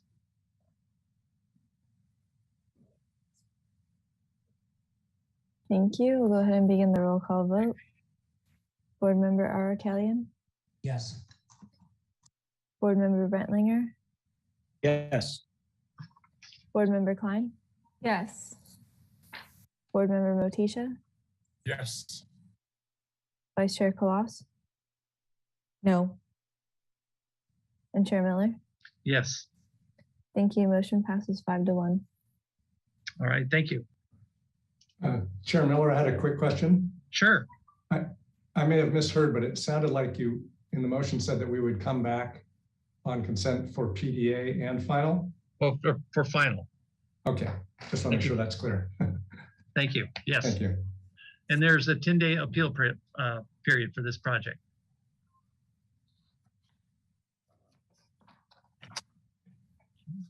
Okay, looks like our next project is scheduled for 5:05, which means we're a little ahead of schedule. Should we take a 5-minute break?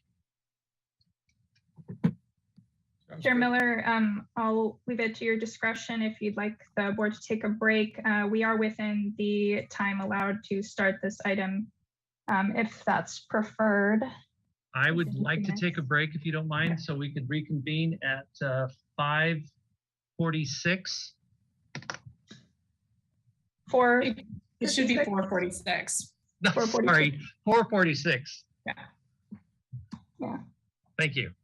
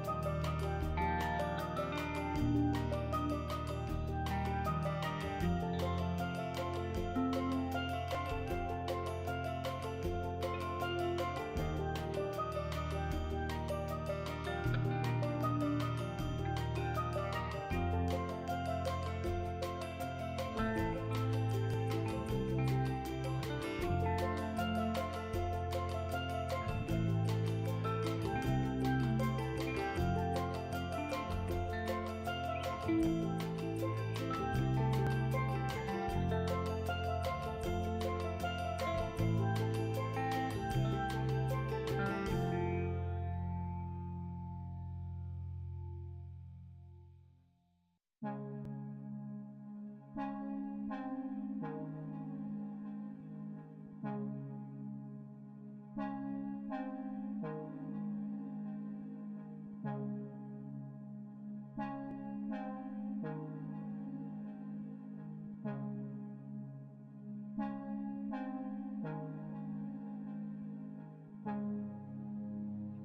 Family Design Board for March 14th, 2022. Going into item number 4, 691 North Hope Avenue. Request for project design approval and annexation of the County of Santa Barbara into the City of Santa Barbara. General Plan Amendment, Rezone, Tentative Subdivision Map, and Modification were approved by City Council on January 2020. Proposal to construct a new 3,092 square foot, 2-story single unit residence with an attached 461 square foot garage on lot 6 of the newly created 6-lot subdivision. The proposed total of 3,553 square feet on a 13,736 square foot lot is 85% of the maximum required 4-to-lot area ratio. The subdivision project was last reviewed on August 30th, 2021 under PLN 2018-00345. So the project that was reviewed on August 30th, that was just the subdivision, not the house itself. Is that correct, Ms. Plummer? That's correct.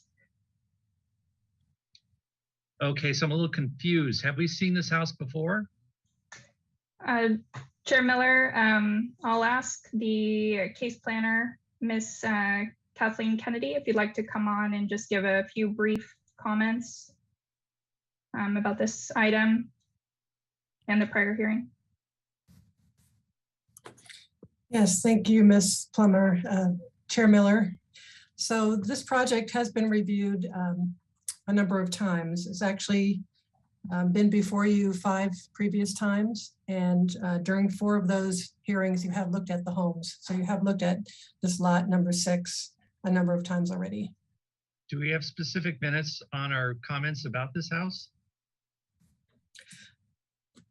You do. So the last comments, you may want to read those as well, even though it's related to the subdivision. Okay. The previous minutes before that were July 6th, 2021. Okay, great. You could probably read both in combination. Okay, Vice Chair Colas, if you'd like, be so kind to read into the minutes our comments from the last time this was reviewed. Be happy to do that if staff could do me a favor and zoom in. It's very small on my screen to read this. Great, thank you.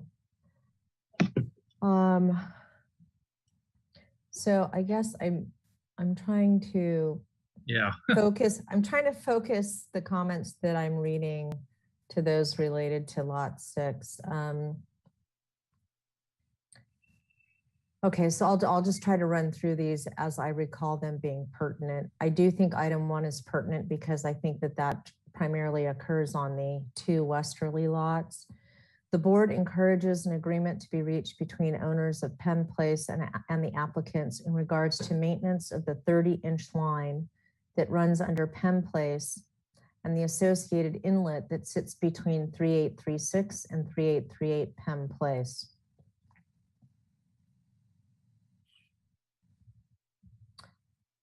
Transportation staff and the applicant shall look at the distance back from Hope Avenue.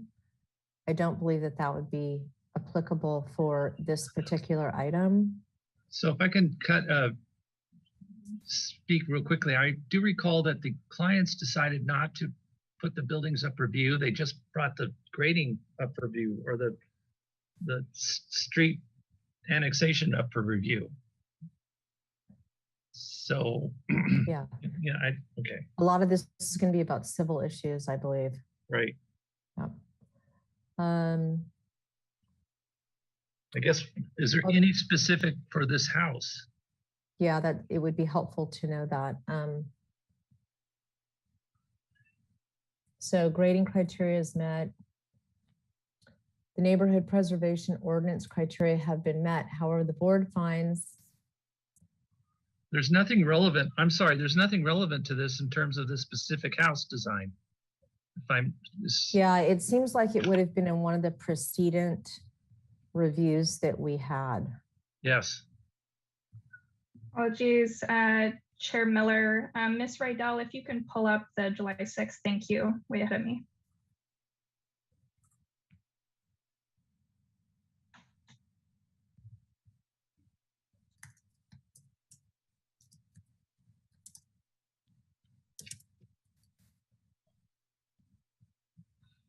Okay. So in this particular review, the board was asking for story polls for the proposed project in order for neighbors to better understand what the true impact would be to the neighborhood. At that time, the neighbors needed to receive information from the city that was requested through public records. I believe that they did subsequently receive that, but staff could verify that. The applicant shall remove sheet A 0.3 from the applicant's package because it does not reflect the direction that the board has given on multiple occasions, where the board defined the area bounded by Connie Way, Penn Place, and Hope Avenue as the primary neighborhood of the project. So that's important for us to know. The applicant shall return with a lighting plan for the project at large, which should include light fixtures both for the site as well as all buildings. The board still feels that the project is incompatible in terms of material use. Additional effort shall be made by the applicant to address the privacy issue between the existing neighbors and the proposed parcels. The board believes that the sandstone on the walls of the proposed residences is not compatible with the neighborhood, as this is not the manner in which sandstone would be typically used in this neighborhood. This particular motion was made by myself, seconded by Miller, and it passed 4-0 with Ms. Klein being absent.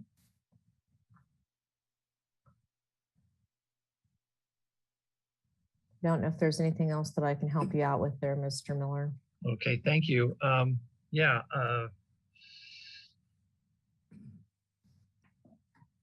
we'll go with what we got. Do we have a representative of this project, please? Yes, we do, Chair Miller. And for the applicant team, just bear in mind, you'll have 15 minutes for your presentation. Thank you. Yeah, thanks. So yeah, just introduce our team here. I'm Detlev Pikert, principal with RM Design Group and the principal in charge of the project.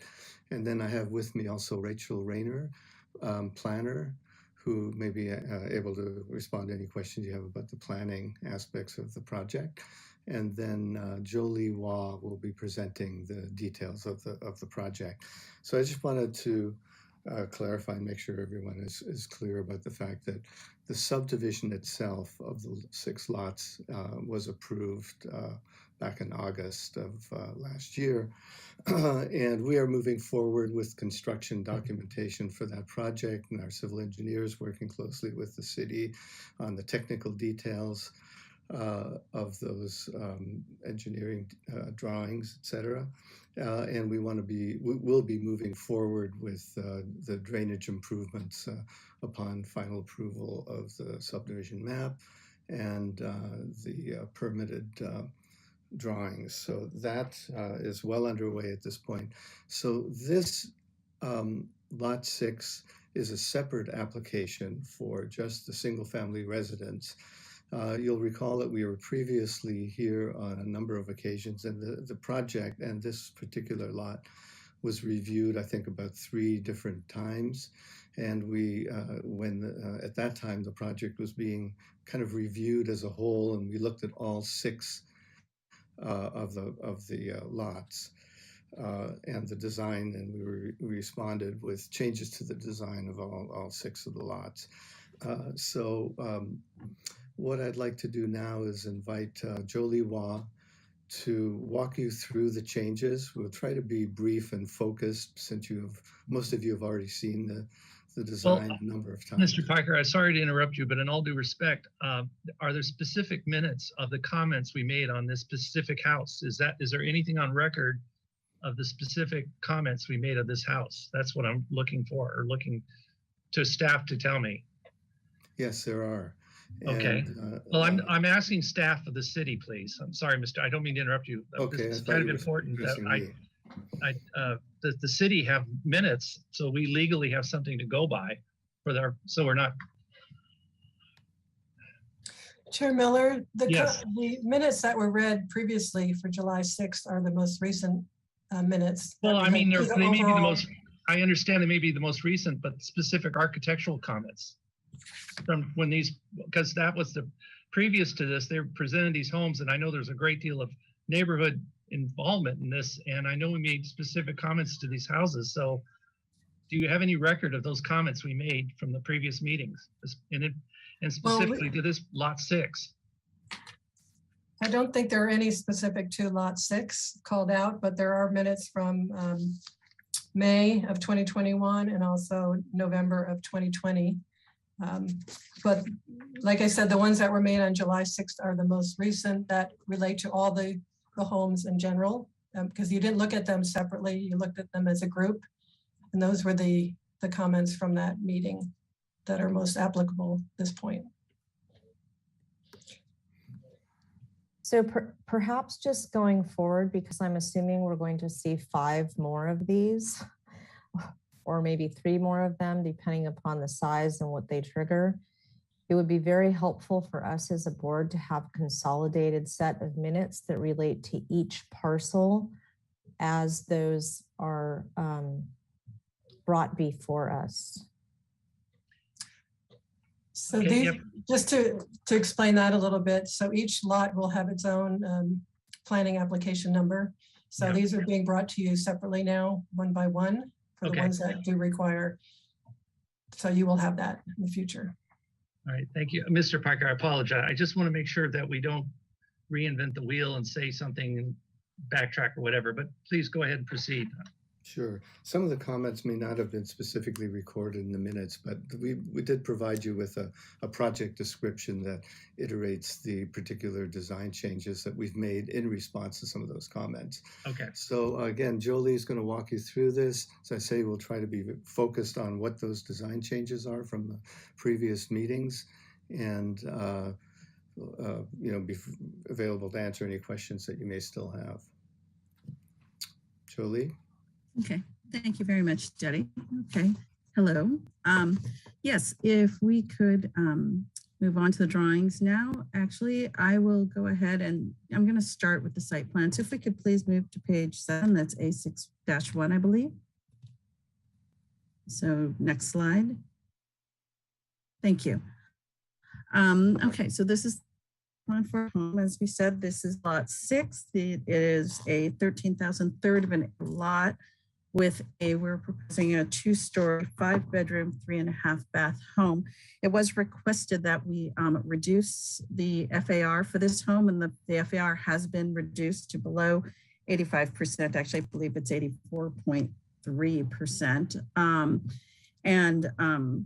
As you can see on the site plan, the home is located more towards the north end of the property, thus providing a large distance between the neighbors to the south and the new proposed home. The site plan has a large amount of open area and a pool, and the side yard setbacks are quite wide, almost 12 feet to the east and 13.8 to the west, or excuse me, to the almost 12 feet to the west and 13.8 to the east. Next slide, please.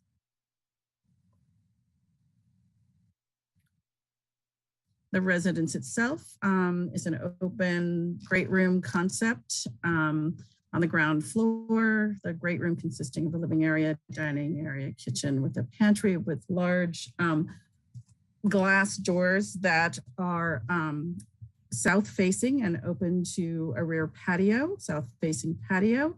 There's a garage, powder room, laundry room, support spaces. And then also on the ground floor are 2 rooms and a shared bath. The bedroom to the south also has large glass sliding doors that open to a covered patio to the south. So they also function as a den space or a family space. And there is a door from that particular bathroom to double as a pool bath as needed. Next slide, please. Our our upper floor, it consists of a primary suite, which is a bedroom, large primary bath, and walk-in and sliding closets, and an adjacent private deck. Also on this upper floor are 2 additional bedrooms that also have a shared bath between them. Next slide, please.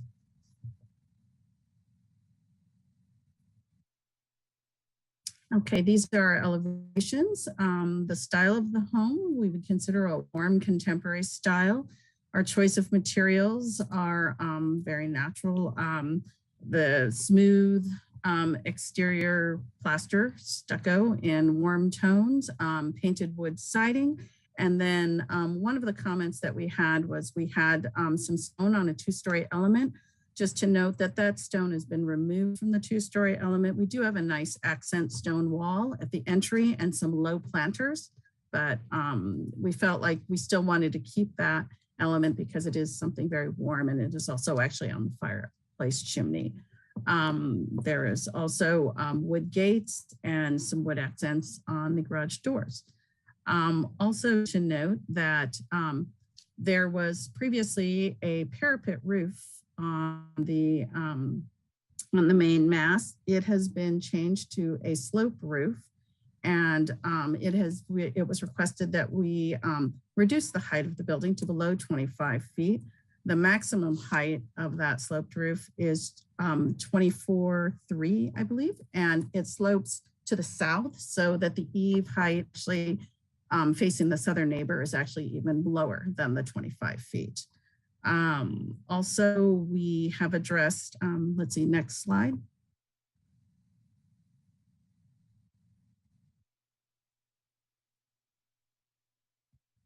We have also addressed at the lower, if you can see on the west elevation, we've addressed the windows facing on the upper floor, facing neighbors to the east and west, so that those are all high windows. They have sill heights above 5 feet, I believe, to provide privacy for the neighbors, as well as bringing light, obviously, into our spaces. As you can see on the rear elevation to the south, again, a combination of warm tones, plaster, painted wood siding, and the stone element. Another concern that we were addressing was there was a deck in one of our previous designs that extended out to the south here. There were some concerns for the neighbor, and so we actually relocated that deck off to the east, and so it is no longer, intruding into that neighbor's view. And then I believe, next slide, please.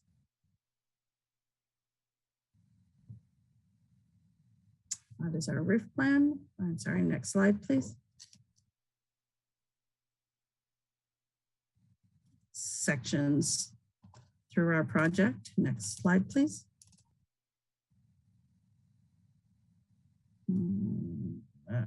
Next slide.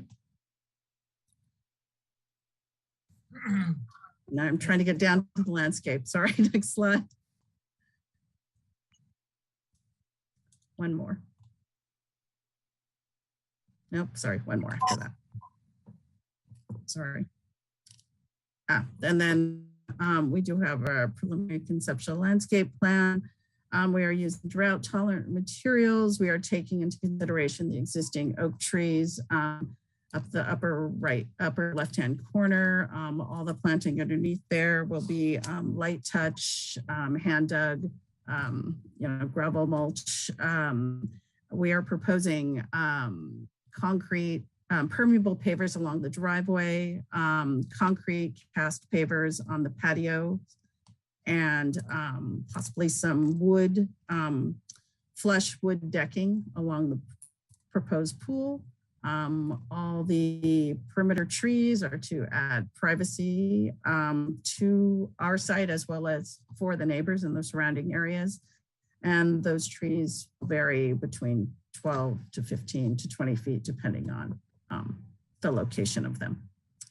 I believe that concludes what I have to present. Unless Eddie, you had anything that you wanted to add to the presentation?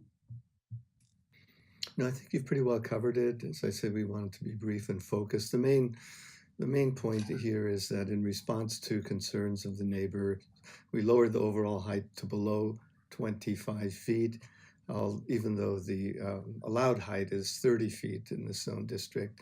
And we reduced the overall size of the home significantly to get it to that 85% of the FAR allowable. All right, thank you very much.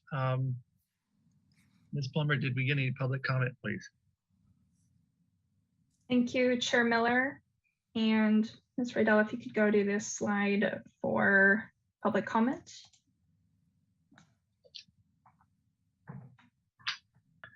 Thank you. If you're attending the meeting and you would like to voice any comments on this particular item on the agenda, you may do so by clicking the raise your hand icon, and that'll notify staff that you would like to speak. At this time, Chair Miller, I do see at least one hand raised. Mr. Costa, I'm going to go ahead and unmute you, and you will have 2 minutes to speak.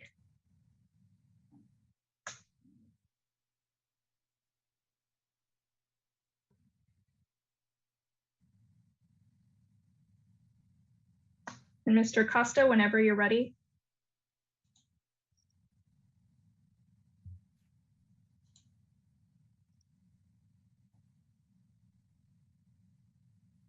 All right, how about that? Can you hear me now? Yes. Great, thanks so much. Hello, my name is Brian Costa. I'm a homeowner on Connie Way. I wanted to follow up on my written comments, asking the board to deny approval for Lot 6 design at Hope Avenue. As has been mentioned before, there have been 5 SFDB meetings about this development, including Lot 6. And the proposed design for Lot 6 is the same one that's been presented to the board in May and then again in July of 2021. And like before, it does not fully address the board's recommendations and ignores the community's persistent concerns about neighborhood compatibility and privacy. This design is wholly incompatible with the surrounding neighborhood because Lot 6 home is over 2,000 square feet larger, 8.5 feet taller than the average homes in the neighborhood. It's also modern and 2 stories, which is unlike anything else in our community. It will infringe on the privacy of the adjacent neighbors, violate the good neighbor guidelines, and stick out like a sore thumb in our modest neighborhood. As before, the community is looking to the board to reject this proposal. And this board's decision is critical because it will set the precedent for the other forthcoming designs, including lots 4 and 5, which I believe are up for review on March 28th. If the board does decide that this should move forward, we would respectfully request that the board require R&M to install full level A story posts per the SFDB guidelines, section 3.6.4, for all single and 2-story components of the home. The existing story poles are inadequate as they do not fully capture the roof lines or any single-story elements. We would also like to ask that once those full story poles are installed, that the board members conduct an on-site visit before making any decisions so that they can see how out of place the bulk, the height, and the style of this design is compared to our surrounding community. As always, thank you for your time and consideration. Thank you, Mr. Costa. Chair Miller, I do see another hand raised from Mr. Scribner. Apologies if I mispronounced that. I'm going to go ahead and unmute you. And you'll have 2 minutes to speak. Thank you. Yes, you pronounced my name correctly. My name is Matt Scribner. I live at 3830 Connie Way, which is at the low point of Connie. And I'm very much affected by this proposed development. Over the past 3 years, the owners and the engineering firm have tried to push through these homes that are wholly incompatible with the neighborhood, both in size and design. Rather than building homes that would blend into the neighborhood, which are largely single-story ranch or craftsman homes, they've repeatedly pushed these contemporary designs that will tower over surrounding homes. If approved, we'll likely see a race, this is my fear, a race to build taller, larger, more dramatic homes in our neighborhood, which will forever change the look and feel of our community. That would be in direct conflict of the purpose of this board. As Brian suggested, I also would support the level A story poles to be erected for all the buildings that would be put in this development. I also would like to ask the board to clarify for me who has responsibility for the flooding of my property should this development go forward. Historically, no one has taken responsibility for it because the property had previously been county, now it's city, and I'm city. And there's never been any clarification as to who is going to take responsibility if the storm drain system put in place does not adequately protect my property from flooding. And finally, just the tactics by this engineering firm have been to repeatedly come back to the board with very little changes in hopes that the board will forget what's been said in the past and give them approval. I respectfully request the board not allow that to happen and not approve this design. Thank you. Thank you, Mr. Scribner. And at this time, Chair Miller, I see one additional hand raised, it looks like, from Ms. Title. So I'm going to go ahead and unmute you. You'll have 2 minutes to speak. Hi, thank you so much. Can you hear me? Yes. Yes.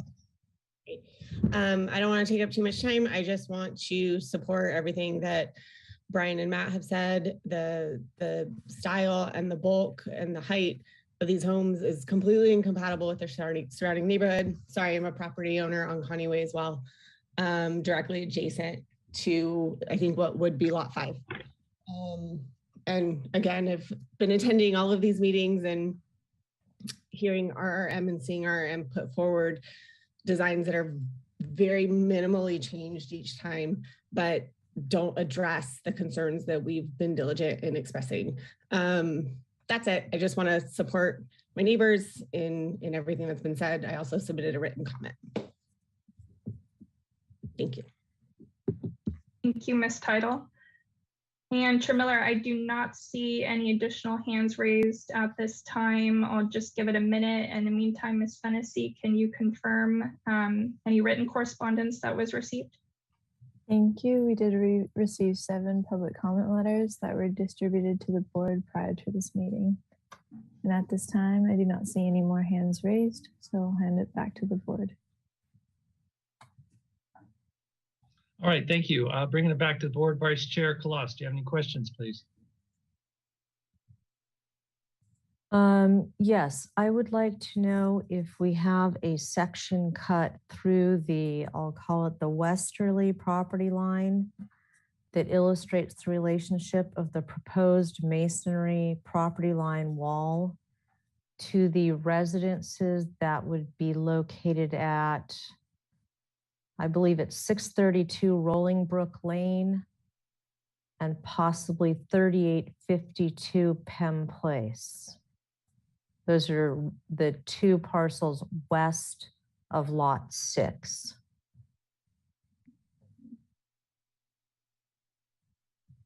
Do we have anything that illustrates the relationship of grades or the proposed CM wall?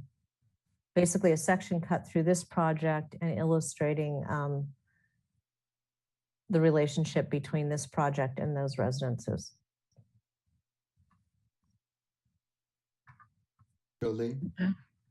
We had done sections in the past, but I am not sure if they are included in this presentation. We'd need to scroll forward through the drawings, please, through the section cuts to see if they extend that far on this particular package.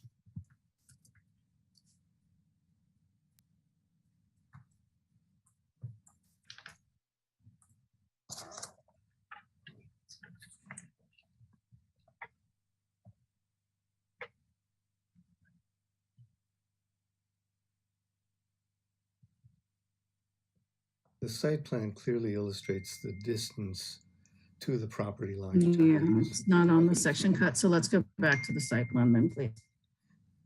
And the minimum setback there on that property line would be 6 feet, so. Right, and we are almost double that. We're at 11 feet, 11 inches away from. Ms. neighbor Wah, can property. you clarify which sheet the site Oh, plan I'm is on? sorry, A6.1, please. Sorry.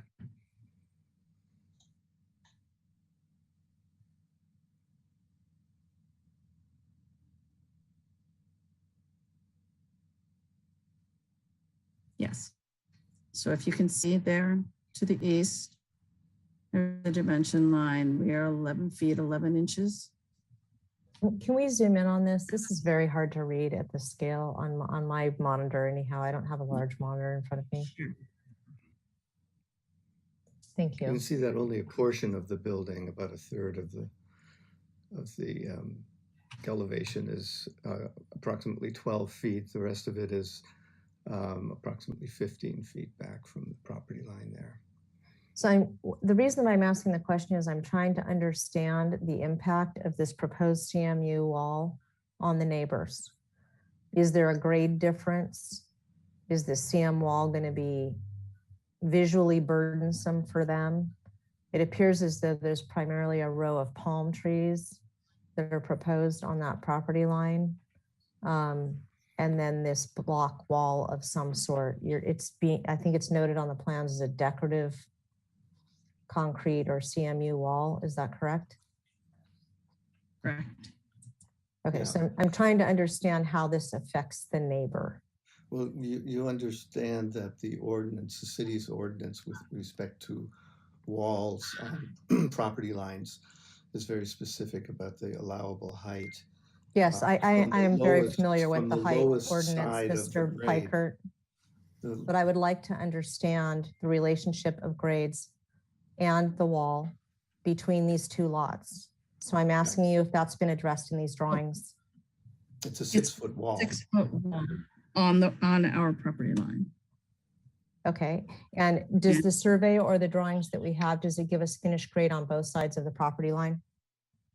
No. Okay, so I would need that. And then if you could explain exactly what the nature of the roof was on this residence in the previous, you said that the roof, the upper roof has been altered to become a shed roof, I believe. Was the roof previously, I don't recall if it was a flat roof or if it was a hipped roof or if it was a gabled roof. Could you just walk us through the changes on the nature of the roof to reacclimate us to that, please? It was previously, in an earlier design, it was a parapet roof. And then it became a sloped shed roof. And then we also lowered the sloped shed roof so that it would become at its highest point, 24 feet, 3 inches high. Okay, thank you. Sure. And then if we zoom out for a moment here, I'm just trying to understand what this hatched, is that just designating open yard there? Yes, that's just the required, what is the required open yard area? So we have significantly more open yard area on this property. Okay. Those are my only questions for right now. Thank you. All right, thank you. Board Member Arakalian, do you have any questions, please? I do. I'm on page 11 of the plans, A6-5. Thank you. So I'm seeing a canopy. I just want to confirm the pitch of the canopy. Is it just a flat canopy or? Yes, it's very, are you talking about the canopy that has the bars of the cables supporting it? Yes, that is, I mean, it will have a very, very slight slope for any drainage that might be necessary, but it is intended to be a flat canopy, yes. Okay, that's all I have. Thank you. Board Member Brettlinger, do you have any questions, please? I do. Thank you, Mr. Chairman. Could we go to it's page A03 that lists that has the basically all 6 lots?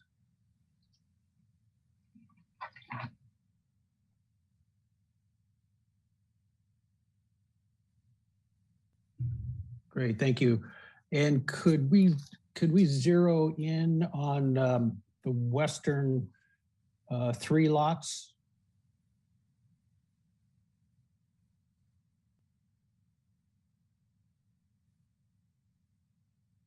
Okay, so I'm looking at a couple things here.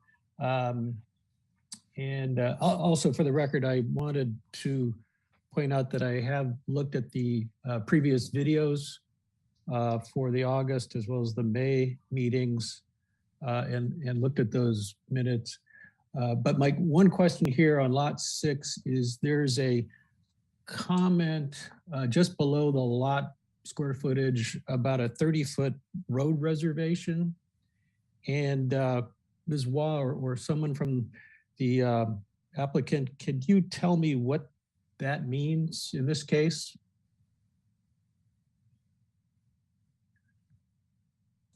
Hi there, this is Tomasello with RRM Design Group.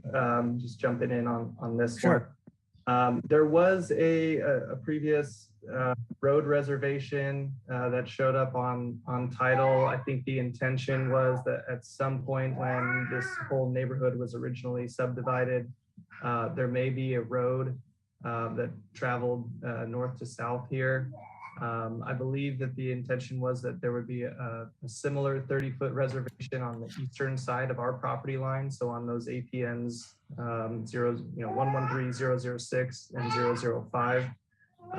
Those aren't there. So I believe it was either a county or a city road reservation, and they would anticipate or they have vacating that road easement. Well, they vacated it? It will be on the final map. Okay. When that completes. Okay, great, thank you.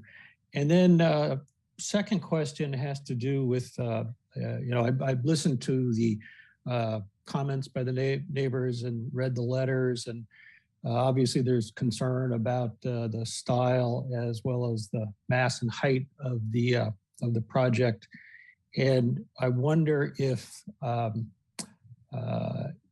you know what the difference in height, finished height would be between the homes, or at least the house on lot 6. And for instance, just the lot to the north on Penn Place. Any chance you guys know what the finished heights would be on those? We don't know the height of those structures necessarily, but yeah, just trying to get an idea of how tall they may be in comparison. We don't have that information. Yeah, I'm sorry, we don't have that information specifically. You'd have to go out and actually measure the height. But there are several 2-story homes on both sides of the property, south and north. And those, typical 2-story home is going to be somewhere in the range of maybe 22, 23, 25 feet. Our homes, the proposed home, we've lowered the overall height down to 25 feet at the peak, at the top of the sloped roof, and even less. It's actually 24 through. Yeah, below 25 feet.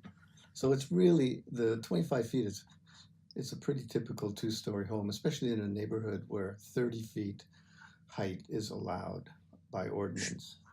Sure. And Mr. Packard, would then, using that same rule of thumb for a 1-story house, what would you assume that is? Well, 15 feet or so? Yeah, exactly. 15, 16 feet. I think the ordinance refers to a 17-foot height for a 1-story home. Okay. And am I reading the topo here that lot 6 is on the high end of these lots on the western end? Yeah, the property slopes down to where the cul-de-sac is located. That's the kind of the low point in there. Sure. And then it kind of slopes back up again. Okay. Out of that whole kind of low area there. Okay, great. Those are all my questions. Thank you. Thank you. Board Member Klein, do you have any questions, please? No questions. Board Member Motisha, do you have any questions, please? No questions. Okay, and a couple of questions I have. What is the plate height of the first floor and the plate height of the second floor? Jolie? Yes, I actually need to, the plate height of the first floor is actually, there are different points on it. The plate on the second floor, I believe, is 9 feet, and the plate height of the first floor, I believe, is 10 feet. I would need to double check by looking at our drawing. If we could go back to that. Okay. Section sheet. You would check, that would be great. You can go to an elevation, it should be labeled on the elevation or on the section.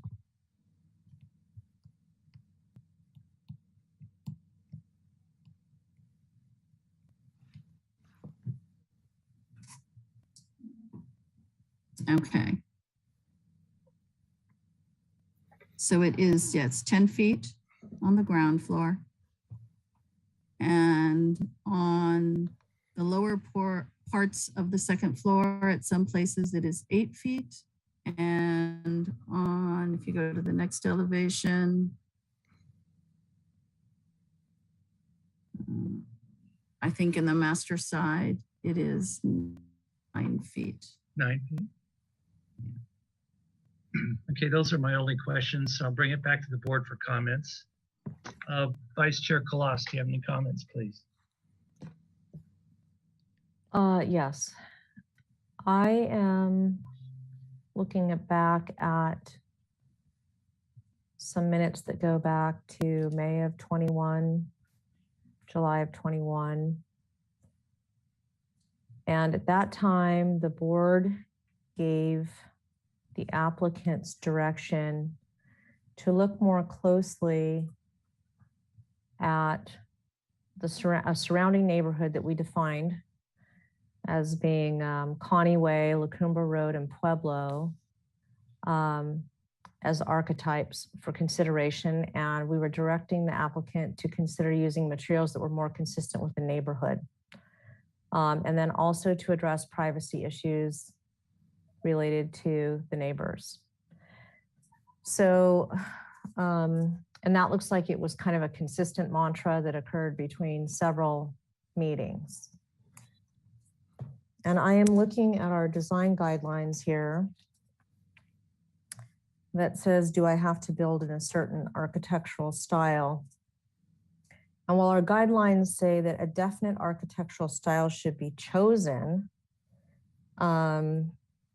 and that no one is restricted to a certain style, the guidelines continue to go on and say that it should be compatible with the neighborhood. And more specifically, it says that most neighborhoods possess examples of distinctive architecture. And I think that there were specific examples provided to the applicants of those that they could look at as archetypes for this project. Our guidelines specifically say that a style should be chosen that avoids a clashing or a discordant appearance with the neighborhood. And that if there is no distinctive architecture determined to exist in the neighborhood, that the default approach should be something that is harmonious with Santa Barbara's distinctive built environment. So my concerns here are that I think we still have homes that are discordant with the neighborhood. And I don't think that the relationship between these homes and the adjacent parcels have been adequately addressed with sufficient site sections illustrating the conditions between the two parcels. And I do agree that we need to see full level story polls, and we need to conduct a site visit before we can make a determination on these projects. Those are my comments. I do appreciate the fact that the sandstone was removed from the walls.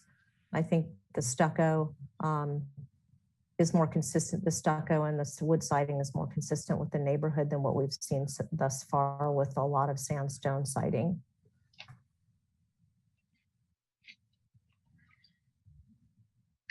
Those are my comments. I would make comments about the plate heights, but I have a feeling that Mr. Miller will probably do that.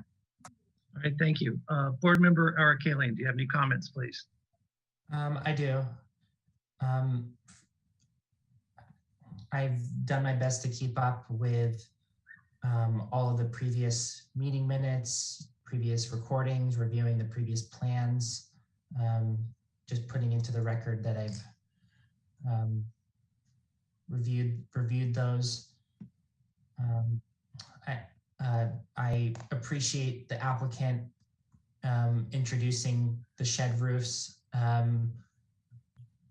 Perhaps consider having a little bit more of a roof pitch to demonstrate neighborhood compatibility. I believe there should be some more pitch with the canopy along the south elevation. Believe the proposed color palette is aesthetically appropriate. The use of most of the materials proposed.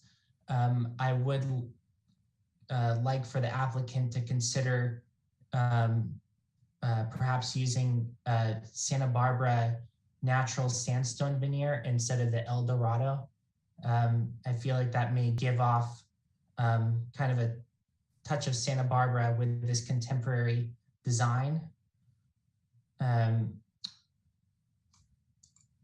I believe the plate height of the great room should be reduced by half a foot. I'm seeing it in a section as being over 10 feet. I believe that would demonstrate neighborhood compatibility more appropriately. And those are my comments for now. Thank you. All right, thank you. Board Member Klein, do you have any comments, please? Oh, wait, I'm skipping. Brentlinger, do you have any comments, please? Sorry. I do. Thank you, Mr. Chairman. I would agree with the Vice Chairman's comments. I do think that while there has been some progress on the designs, I think fundamentally there's still a clash between the design and the neighborhood. Probably most pronounced on the north elevation. And I guess I would have to add to the Vice Chairman's comments in that in listening to the tape of particularly last May's presentation, there were specific recommendations for to look at neighborhood houses that would be or could be models for this location. And as far as we can tell, that council was not addressed here. So I think that there does need to be more work to accommodate the local architecture in this neighborhood. Those are my comments. Thank you. All right, thank you. Board Member Klein, do you have any comments, please? Yes, I think the concept landscape looks aesthetically appropriate. And they have proper screening with walls and a significant amount of additional trees. And I think that the mass, the bulk and the scale is appropriate, and they're below the max building height. So those are my comments. Thank you. Board Member Motisha, do you have any comments, please? Yes. Being an architect, I like architecture. But our guidelines are our guidelines, and we are asked and required to go by our guidelines. And I think because of that, these houses are, and Mr. Killian kind of detailed different things. I kind of agree with him. Agree with him on different things. Like the windows in this house are totally different than any other house in the area. And the shed roofs are totally different. I think this house could be tweaked enough. I won't go into what the architect should do to this house to make it a little bit more compatible with the neighborhood. But as I said before, we have guidelines, and our guidelines, and lots of times I don't agree with those guidelines, and maybe here I don't or I do, but we need to follow our guidelines. And I think that those houses are a little too should I say modern? A little too much for the neighborhood and could be toned down and tweaked a little bit. And I won't say how. I think Mr. Arcelian has detailed each comment that I could make. Thank you. All right, thank you. So yeah, first off, Vice Chair Colossus was correct that the plate heights have to be dropped. It doesn't, granted the ordinance may be followed, but the existing neighborhood kind of predetermines based on our guidelines, and the compatibility needs to be closely matched. And I'd say a 9-foot plate height be the maximum for a first floor, and 8-foot plate height be the maximum for the second floor. But, you know, I'm just, I don't understand, Mr. Piker, or why this is a struggle. And I think the neighbors are upset, bottom line. They're not in dance with you. And there's a whole chapter in our guidelines for neighborhood compatibility. So I want to read them into the record. And I'd like Mr. Piker to take this into consideration, to design your addition and your new house as if you were going to live next door to it. And, you know, and I have to say, these are gorgeous designs. It's not about the quality of the design. And I think Mr. Motisha said it, he's an architect, he loves architecture, but we have these guidelines and your neighbors are angry and it sounds like you are ignoring them. And part of our purview is good neighbor guidelines. Talk with your neighbors and show them your proposed design. Consider organizing a meeting with your neighbors to encourage neighborhood discussions. Read the article regarding tips in managing conflict with comfort. Provide in this section, which can help provide guidance for successful discussions. I mean, this book is available to the public. In general, when the project is reviewed by the Single Family Design Board, SFDB, the SFDB will be looking for general compliance in these good neighbor guidelines. See finding 6 on page 5D, along with other neighborhood compatibility findings. The SFDB understands that in some cases, strong compliance with privacy, landscaping, noise, and lighting guidelines may not be possible or necessary. However, in cases where there appear to be significant potential issues raised by a project design that would not be posed with a suitable alternative design more sensitive to neighboring properties, the SFDB may deny the project. It is necessary that you communicate to the SFDB how your project is generally consistent with the good neighbor guidelines. The technique below will help you when you appear before the SFDB. Discuss how you have designed your project with your neighbors in mind. Summarize for SFDB the results of any discussions you have had with neighbors about your project. Using these techniques can help with SFDB to see how you have made a good faith effort to be generally consistent with the good neighbor guidelines. And, you know, to me, it appears you're ignoring this or you're circumventing it or doing something. And it puts me or our board in a weird position like, okay, you're not following the rules.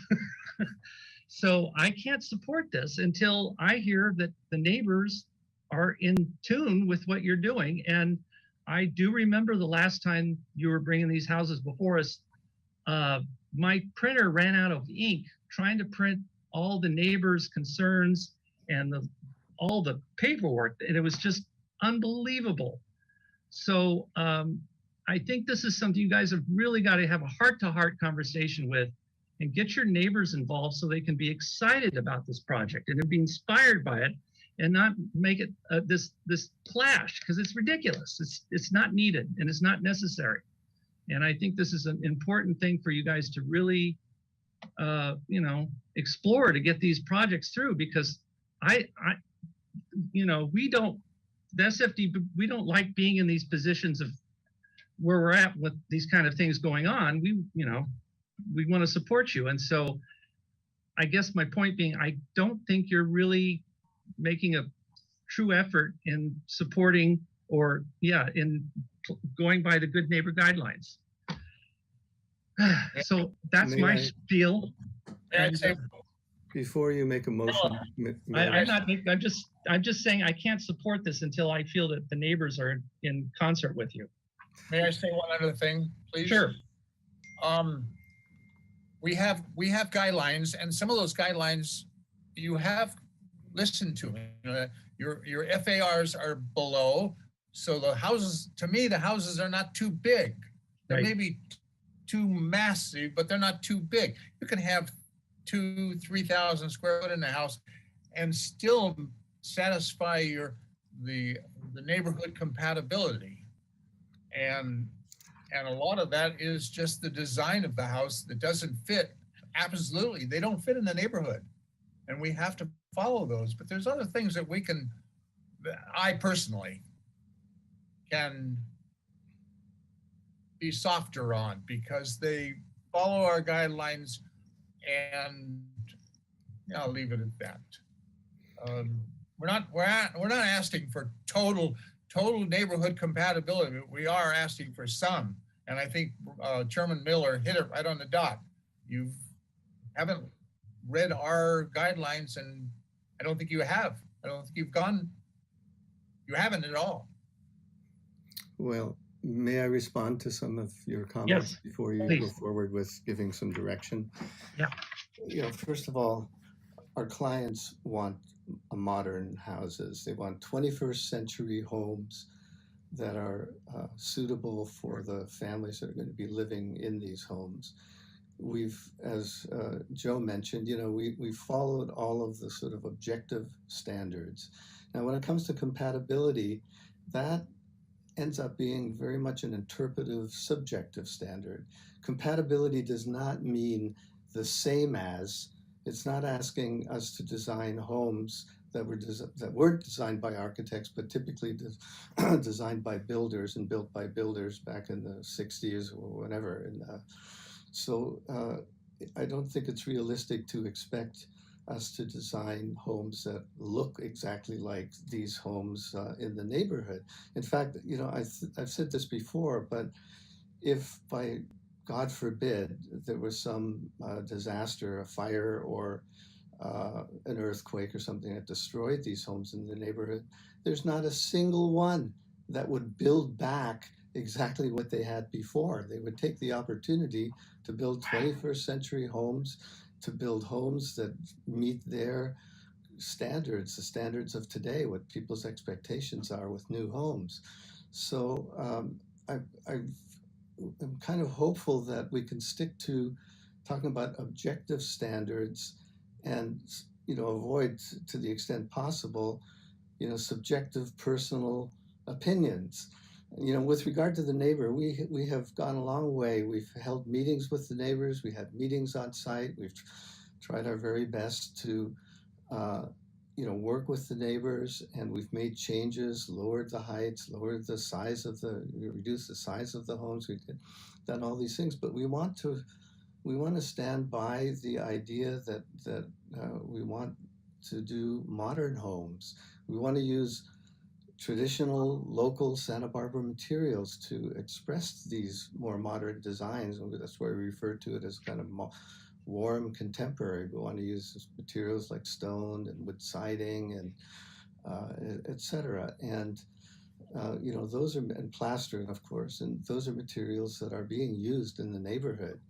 So I'm not sure where we go from here. I mean, we're certainly willing to come back in a couple of weeks with some response to reasonable requests for reasonable changes that we can make, but still maintain kind of the integrity of the intent of creating modern homes. And so I welcome any constructive comments that will get us to design approval at the next meeting. But I don't think we're going to, we're not lowering the plate heights to 9 feet on the ground floor. That's just not done anymore with modern, new single-family homes.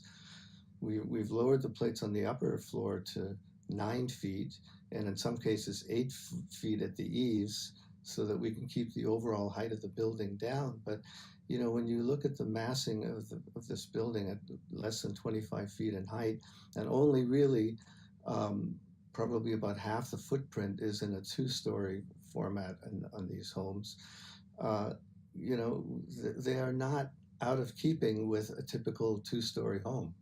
In fact, many two-story homes are, you know, double the footprint of the ground floor on the second floor, which is not something that we've done here. So again, you know, I'm really struggling here. We spent a lot of time, a lot of money, and effort to try and come to a point here where we can get the projects approved and move forward.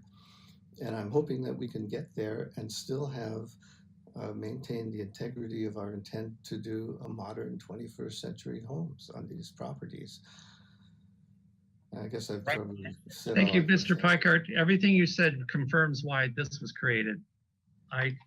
Brian, may I say something? Of course. Jenny, we're not asking you to, and that's the reason I don't want to specifically pick things out. We as a board want you to follow the guidelines, but they don't have to be specific. You don't have to be, the house doesn't have to look like the neighborhoods all on, say, Pem Road or whatever that street is right opposite them. They don't have to look like them, but they don't have to look like completely opposite. And what we have here are houses that don't even come anywhere near what their houses in the neighborhood, and that's what your neighbors want. They would like to follow, for you to follow our guidelines, which are set up, and say that the house is compatible with the neighborhood. It doesn't have to look like that house right next door, which you just stated, and you're being too specific. Like I don't want to be as specific as Mr.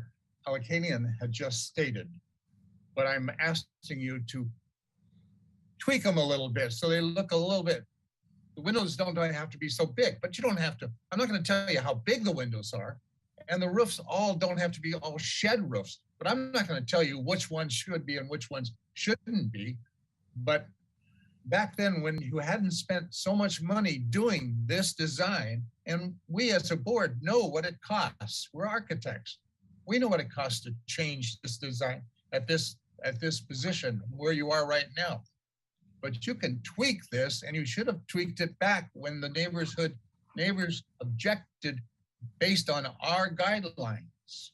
And our guidelines are there to restrict us and what we allow you to do and what we have to listen to your neighbors. That's all I have. I would concur with what Mr. Motisha has said. I don't think any of us are saying that you can't do a modern home, Mr. Peikert.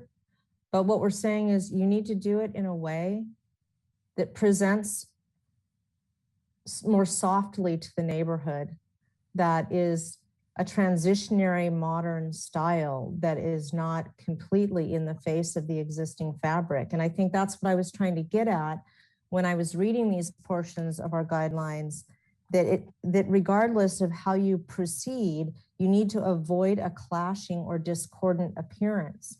And I don't think that you are there yet. I think that this is still, if this house were to be built and someone were to drive down, you know, the lane here, clearly this would be a one-off. This would be singular, and it would be discordant with the neighborhood relative to the fabric that is there.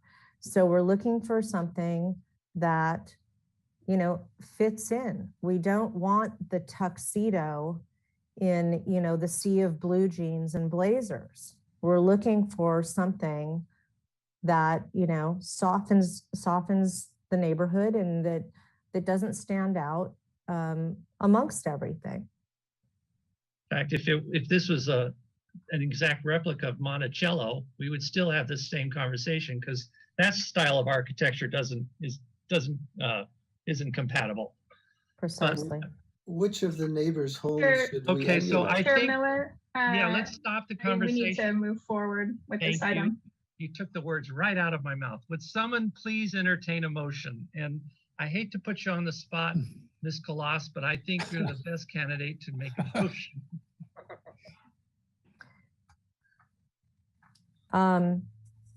I will make a motion that this project be continued back to the full board with the direction that the applicants review past meeting minutes and recommended archetypes within the neighborhood as opportunities to consider redesign or the use of materials and the nature of roof lines in order to result in a more compatible style with the neighborhood.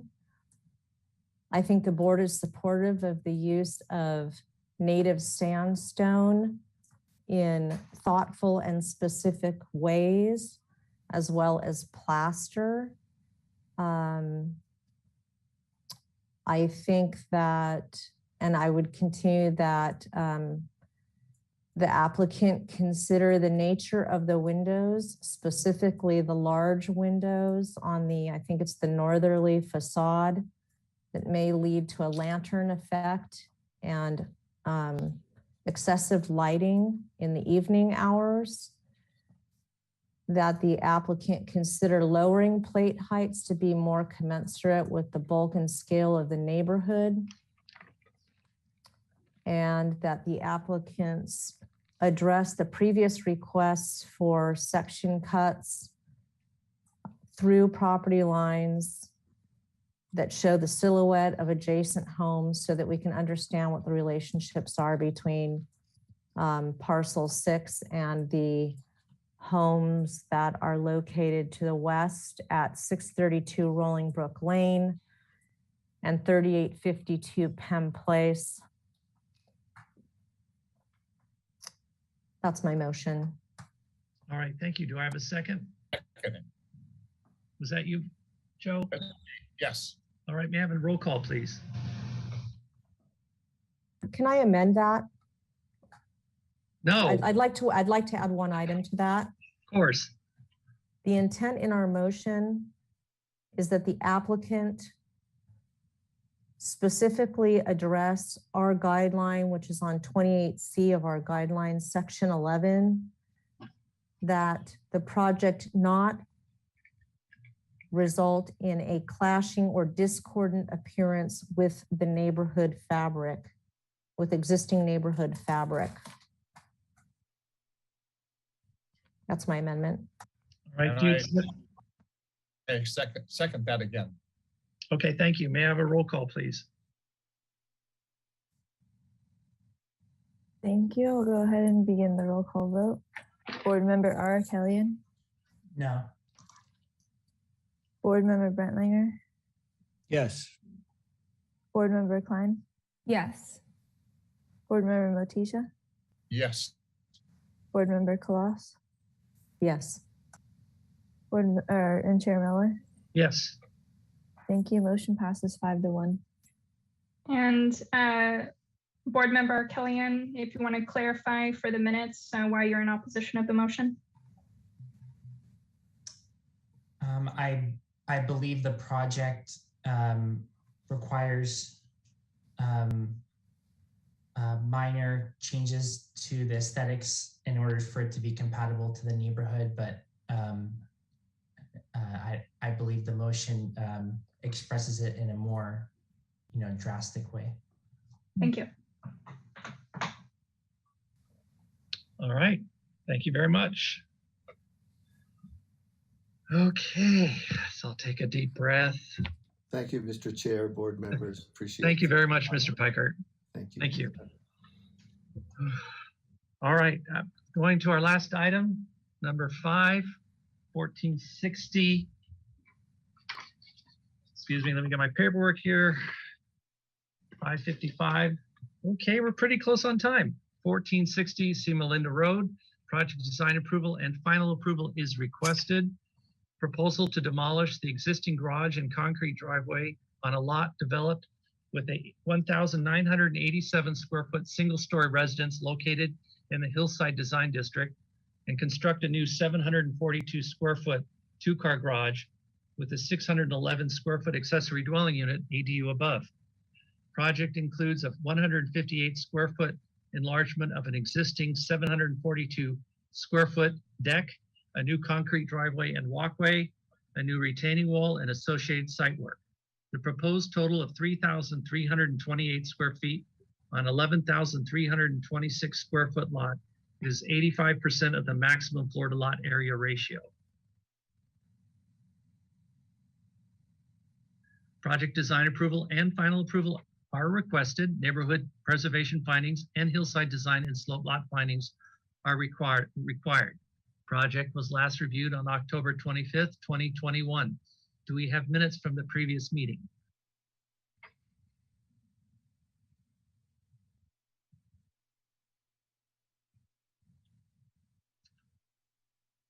Okay. If Vice Chair Kloss, if you'd be so kind to read them into the record, that'd be wonderful.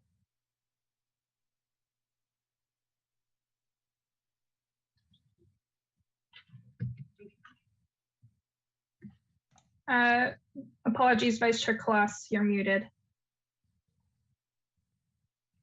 Okay, thank you for the reminder. This project was continued indefinitely to the full board with the following comments. The board is generally supportive of the bulk and scale of the project and finds that it is in keeping with general context of the neighborhood. The board appreciates the applicant has responded to prior comments related to fenestration on the westerly elevation. The applicant is directed to study the fenestration on the south elevation, specifically on the second level where the accessory dwelling unit is. I guess that's proposed.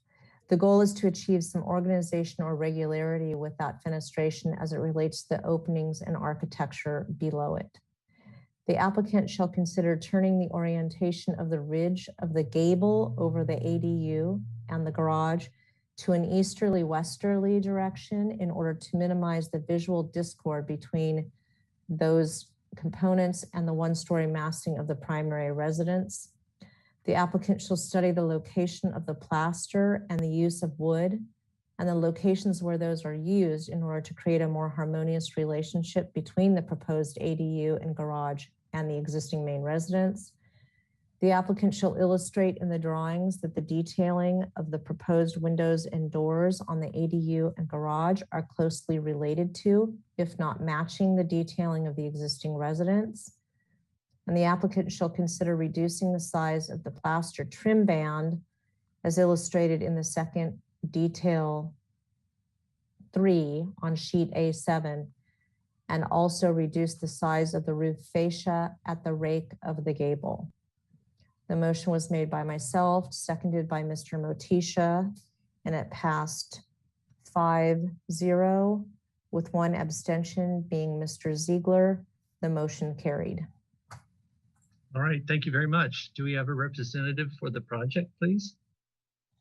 Yes, we do. And Mr. Warner, if you would go ahead and turn on your camera and unmute yourself.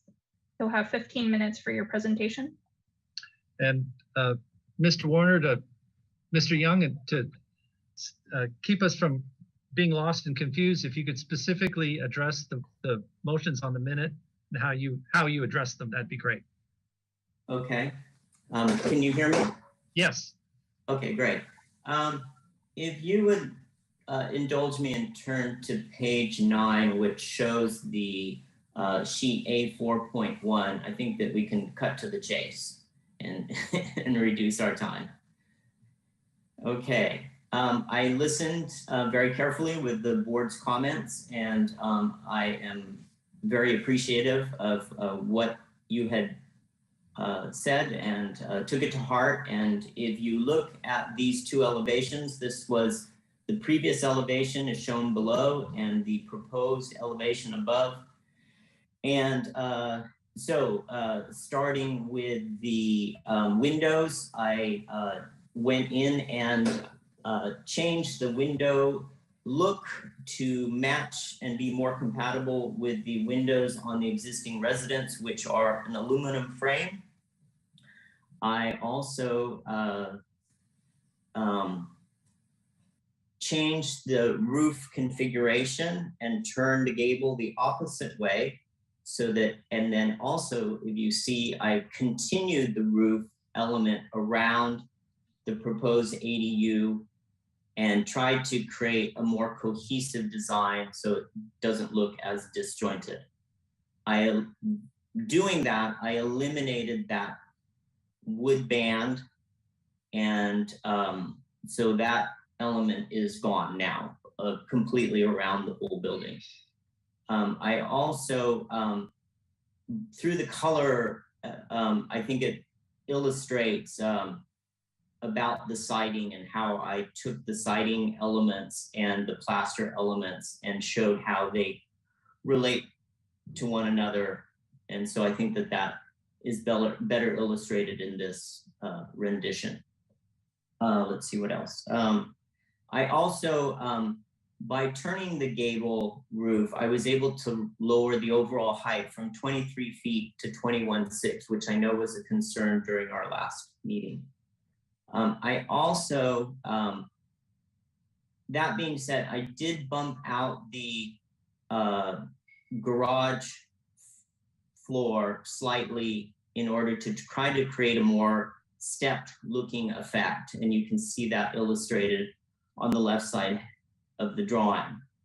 That helped me to wrap a roof element around the entire structure and try to create a more cohesive look with the roof on the lower floor, on the first floor that covers the existing residence. Let's see what else. I think that is all of the comments, I believe. Is there something I missed?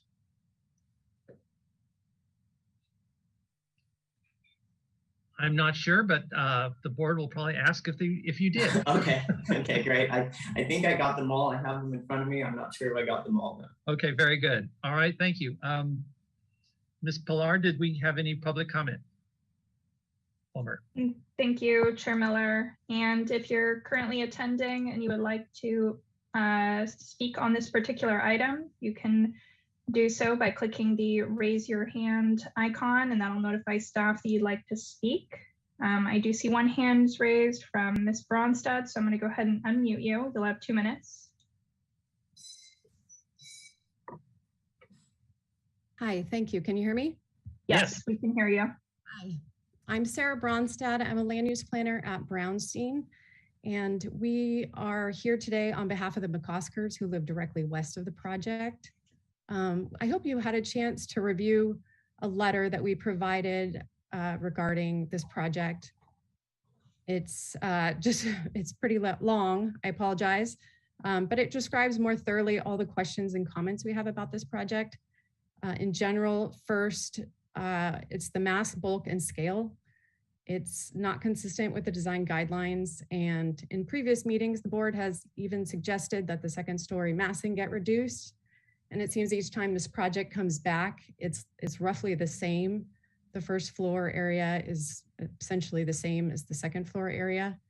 And in fact, one time the project came back and the structure was moved back 20 feet from the street, which has created new issues because of the topography of the site being over 30%.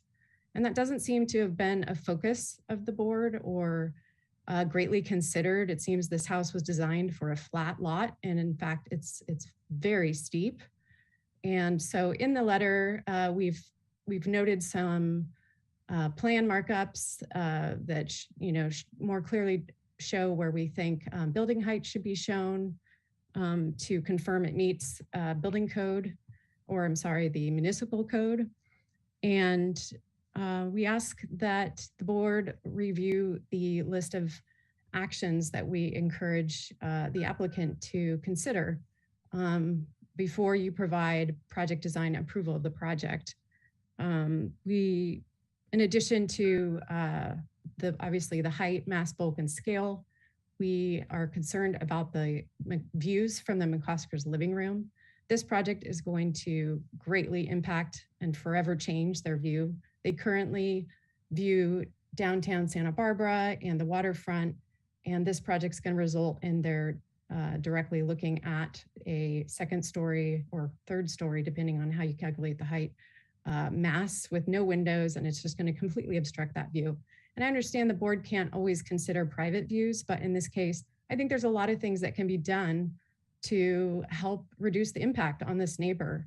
And this neighbor has felt that these concerns, when voiced, have been ignored.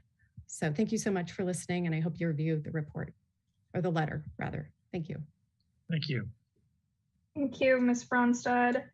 And I do see an additional hand raised from Ms. Collins. So I'm going to go ahead and unmute you.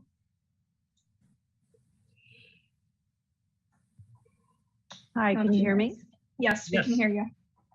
Okay, wonderful. Chair and board members, good afternoon. I'm Beth Collins, a land use lawyer from Brownstein, representing a neighbor, Scott McCosker.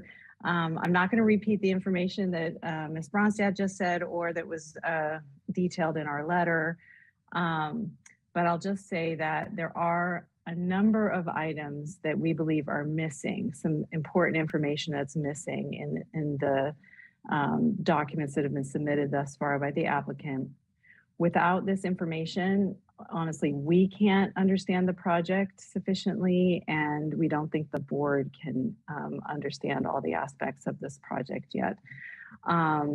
And therefore, without that information, there's just not a basis to make the findings or approve the project that this board would need to take. So therefore, we ask that the applicant would just comply with these requirements in addition to the Good Neighbor guidelines. And finally, I just add that yes, this is an ADU, and there are various new state and local regulations that we all know apply to ADUs, but not to this ADU. There's still a number of regulations that apply to this ADU. You still have a bunch of discretion over this ADU, and especially in circumstances such as this, where it is a hillside design district. So therefore, we ask that you guys please consider our request for additional information. Thank you very much for your time this evening, and we appreciate your careful consideration of this matter. Thank you.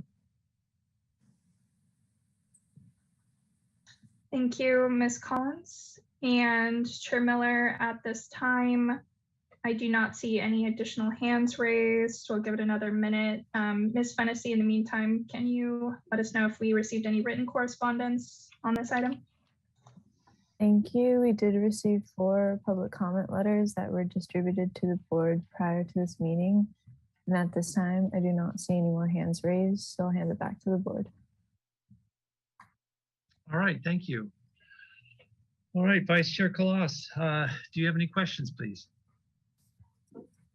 Yeah, I'd like to ask the applicant which property lines, because this always depends on the orientation of the lot, which property lines, 1 or 2, are typically subject to solar access requirements.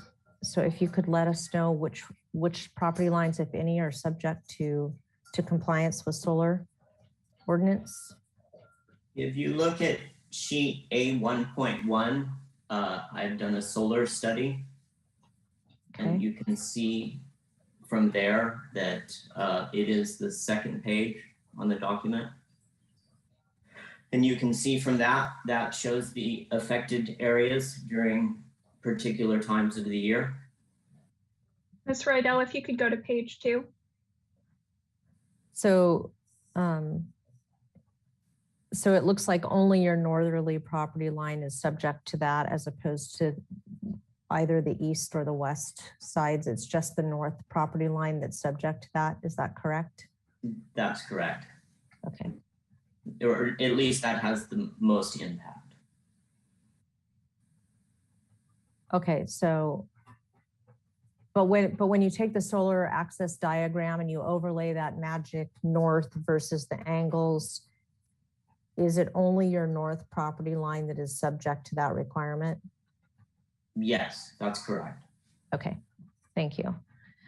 The other question that I had was related to the public commenters' questions in regards to height.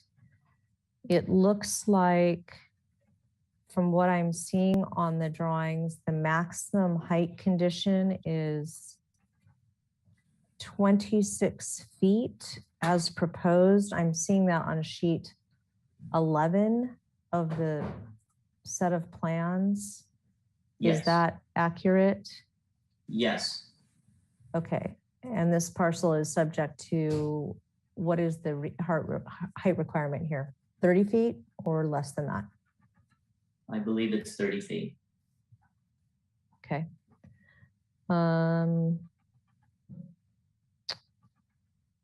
Proposed windows are to be aluminum to match existing? I think Yes, I heard you it's- say. Yes, the existing windows are aluminum, clear aluminum frame. Okay. And the new roofing material, is the whole home going to be re-roofed, or is just the new area, or just the new areas going to be roofed? And if so, will it be to match existing roofing? Yes, match existing. Okay. And it looks like you have introduced some horizontal wood siding around the existing front door. Is that accurate? I'm seeing it looks like yes. a flush door on the right-hand side yes, of the that's correct. rendering. Right, that's correct. Okay. And then is the arbor that we're seeing, is that new? Yes, there was a comment by one of the board members, and they were asking me to address this elevation.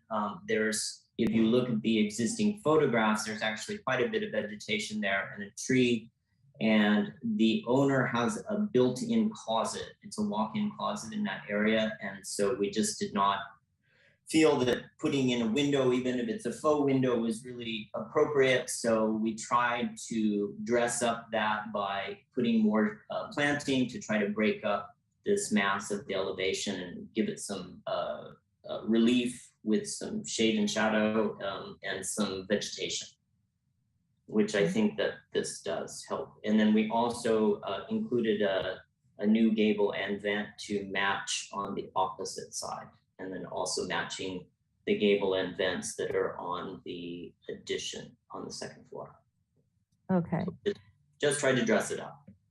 Okay, and then to be clear, since you're showing the step back, the new garage has grown in a, I'll call it a westerly direction slightly, yes. but the ADU exterior wall line has remained on this in the same location. Is that correct? That is correct. Okay. Those are my only questions. Thank you. Yeah. All right, thank you. Board member, all right, Kayleen, do you have any questions, please? No questions. Thank you. Board member Brettlinger, do you have any questions, please? Yes, thank you. Just wanted to follow on to the vice chair's last question about the size of the garage versus the ADU, which was also brought up in the letter we received. And so my question to you, Mr. Young, is the square footage then of the ADU now smaller than the square footage of the garage floor? That is correct, because we stepped it. Well, it remained the same as previous, but we stepped the garage and made it more towards the first floor setback, though we are still away from the first floor setback. But we did make the bottom, the garage slightly larger in order to try to create that effect of the building stepping back. Okay, okay, great. And I think that's my only question. Thank you. Thank you. Board member Klein, do you have any questions, please? No questions. Board member Motisha, do you have any questions, please?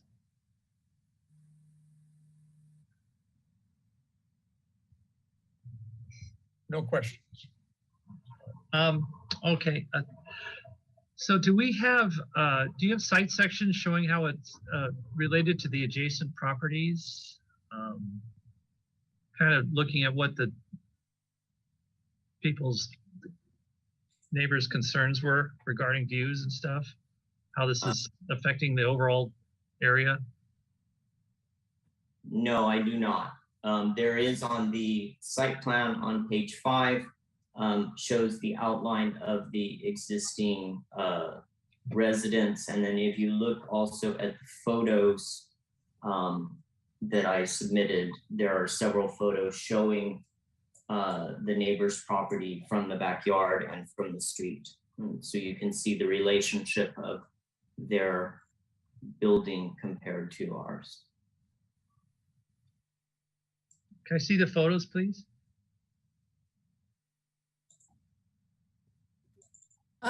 Chair Miller, through Chair Miller to the applicant, can you tell me what page of the plans the photos are on? They're not on this.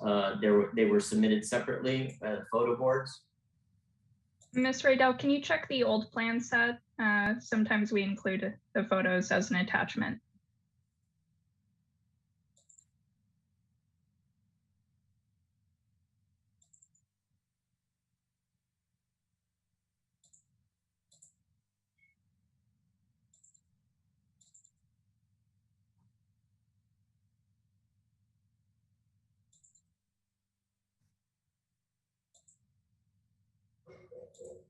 Okay. Here you can see the property. There it is from the backyard. You can see the property there. Not in that photo. Okay, Oh, what you see it on that photo of the deck? Yes. From So the do you deck. have pictures like from the street and the neighbors? Just kind of want to get a feel.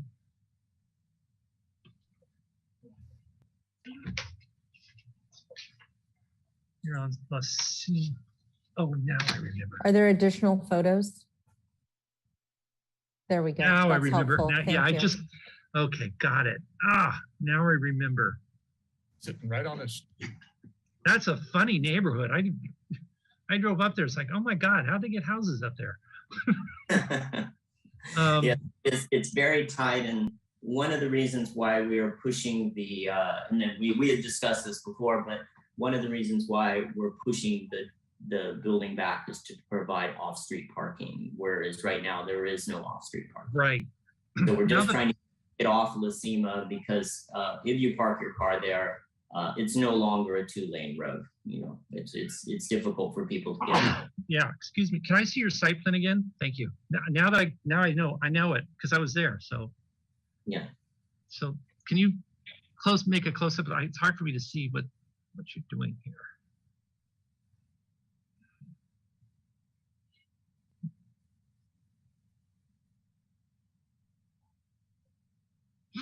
Okay. Got it. Okay, great. Those are my questions, so I'll move on to comments. Vice Chair Claus, do you have any comments, please? I do. I think the project is a significant improvement over the last iteration that we saw. It seems to be much more cohesive. I'm pleased at the manner in which the applicant has brought the roof line through and over the garage and wrapped it back. I think that really helps to settle the whole home. I think the trellis was a nice gesture towards softening the rather solid mass of the one gable element that comes out towards the street. The general color palette that's proposed, I think, will help the house to recede quietly into the neighborhood. I do not think that the 2-story element is out of character for the neighborhood. I think there's, several 2-story homes, and this is actually a rather modest home as it relates to its surrounding parcels. And I think the gesture at trying to keep the cars off the street and help congestion in the neighborhood is a good one. I do empathize with the neighbors and the fact that there is a potential for loss of view here. But again, this is one of those struggles that our board has because views are not within our purview. At least private views are not within our purview. And we struggled with that on a project earlier today. So those are my comments. All right, thank you. Board Member R. Kaling, do you have any comments, please? I do. I want to commend the applicant for thoughtfully integrating our comments from the previous motion into this new design. I agree, it's a major improvement. It's a major improvement, and believe it's much more harmonious with the existing residence and garage. I'm in support. I believe the trellis is aesthetically appropriate. The proposed balcony, which appears to be new on the second floor, is aesthetically appropriate. I believe the site is challenging, and despite those difficulties, I'm in support of these proposed alterations. Thank you. Thank you. Board Member Brettlinger, do you have any comments, please? I do. Thank you, Mr. Chairman. I too would like to reiterate that I guess my appreciation of Mr. Young and the applicant for adhering to, as far as I can tell, literally everything in the minutes from the last meeting. And I'll point out one other thing that I don't think has been mentioned yet is in that streetscape, I think the use of the dual garage doors, dual single, I should say, garage doors rather than the single double door is a major enhancement. Yeah.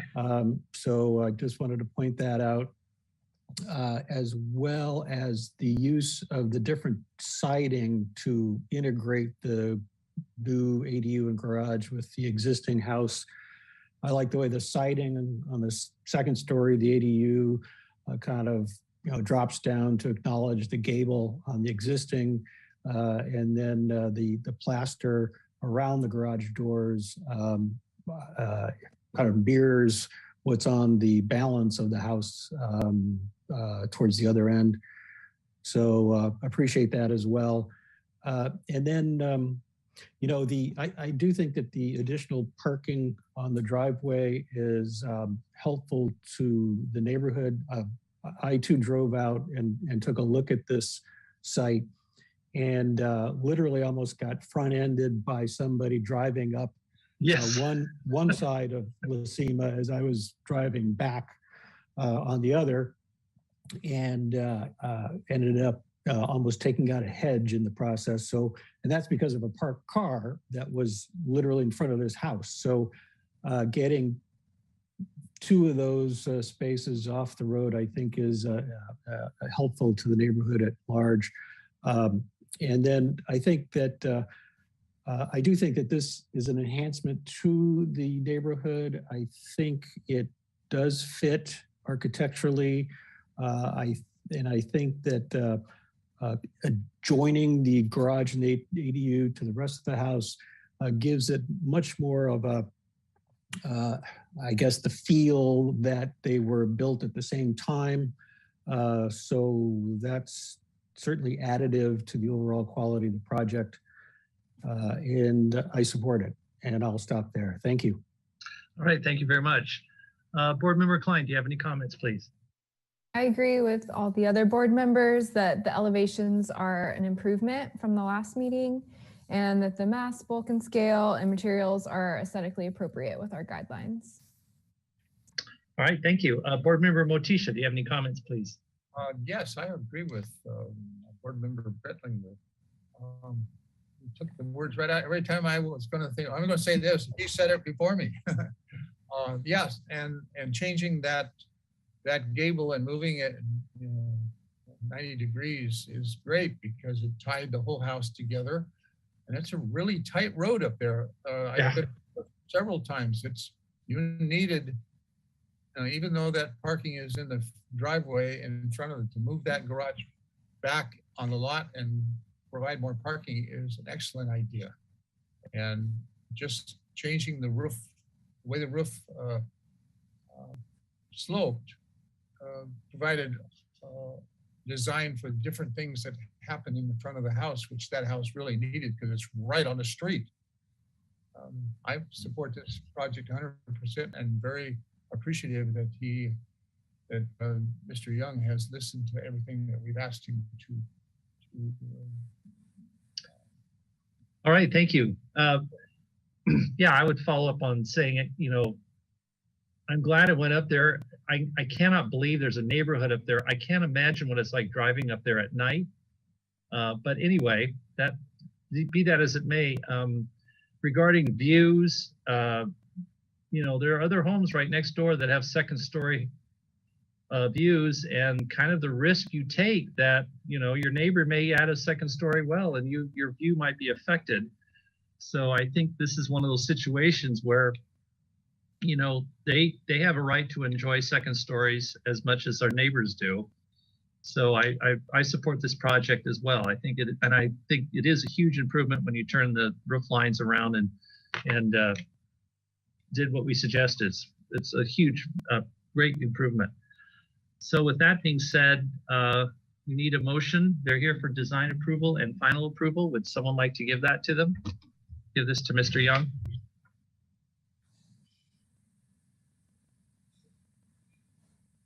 I'll make a motion.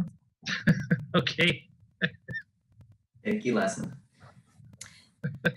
I would like to make a motion that this project be given project design approval and that it return to let's see, I'm flipping through the pictures here, through the drawings here to make sure that we're complete enough. Yeah. I think we can actually give this final approval based on what I'm seeing. So I'd like to make a motion that this be given project design approval and final approval with the following comments. The board appreciates the applicant's responsiveness to our previous comments in regards to roof lines, the front gable element, and the manner in which the exterior siding materials are used, period. That the result is a much more cohesive design that feels well integrated, and that the project is compatible with the neighborhood in terms of size, bulk, and scale. Specifically, the two-story element is not contrary to other homes in the neighborhood. And I will go ahead and pursue findings here. We believe that the effects on natural topography are justified given the opportunity and the for off-street parking that the applicant is creating, that the building scale, as I said earlier, is commensurate with the neighborhood because of other second story residences in the neighborhood. And that the nature of the architectural materials and appearance of the residence is consistent with the character of the city and more specifically the neighborhood.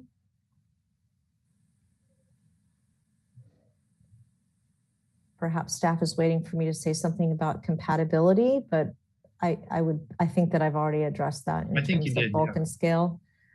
I don't believe there's any trees being removed as a part of this project, but if the applicant could confirm that. That is correct. Okay. And we believe that the health, safety, and welfare of the public are not affected by this. And I know that the applicant has, I think the applicant has attempted to work with neighbors in regards to good neighborhood guidelines. I believe that lighting is, do you have any lighting proposed actually, or are you illustrating that this is, it's a little bit out of order? I'm just going to go ahead and condition that that the lighting will all be night sky compliant and that no public views are affected by this proposal.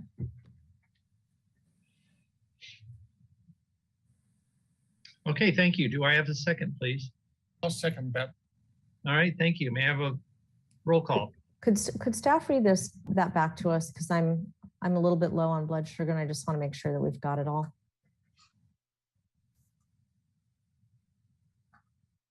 Thank you. I have project design approval and a final approval. The board appreciates responsiveness to comments in regard to roofline, gable element, and exterior siding materials that are being used. Result is much more cohesive. Design feels well integrated. The project is compatible with the neighborhood in size, bulk, and scale, and specifically the 2-story element. And then I have the hillside findings and the neighborhood preservation findings with the lighting being night sky compliant. Thank you. Okay, does the seconder accept that? Yes. All right. Thank you, ma'am. Roll call, please. Thank you. I'll go ahead and start the roll call vote. Board Member Ara Kellian. Yes. Board Member Brentlinger.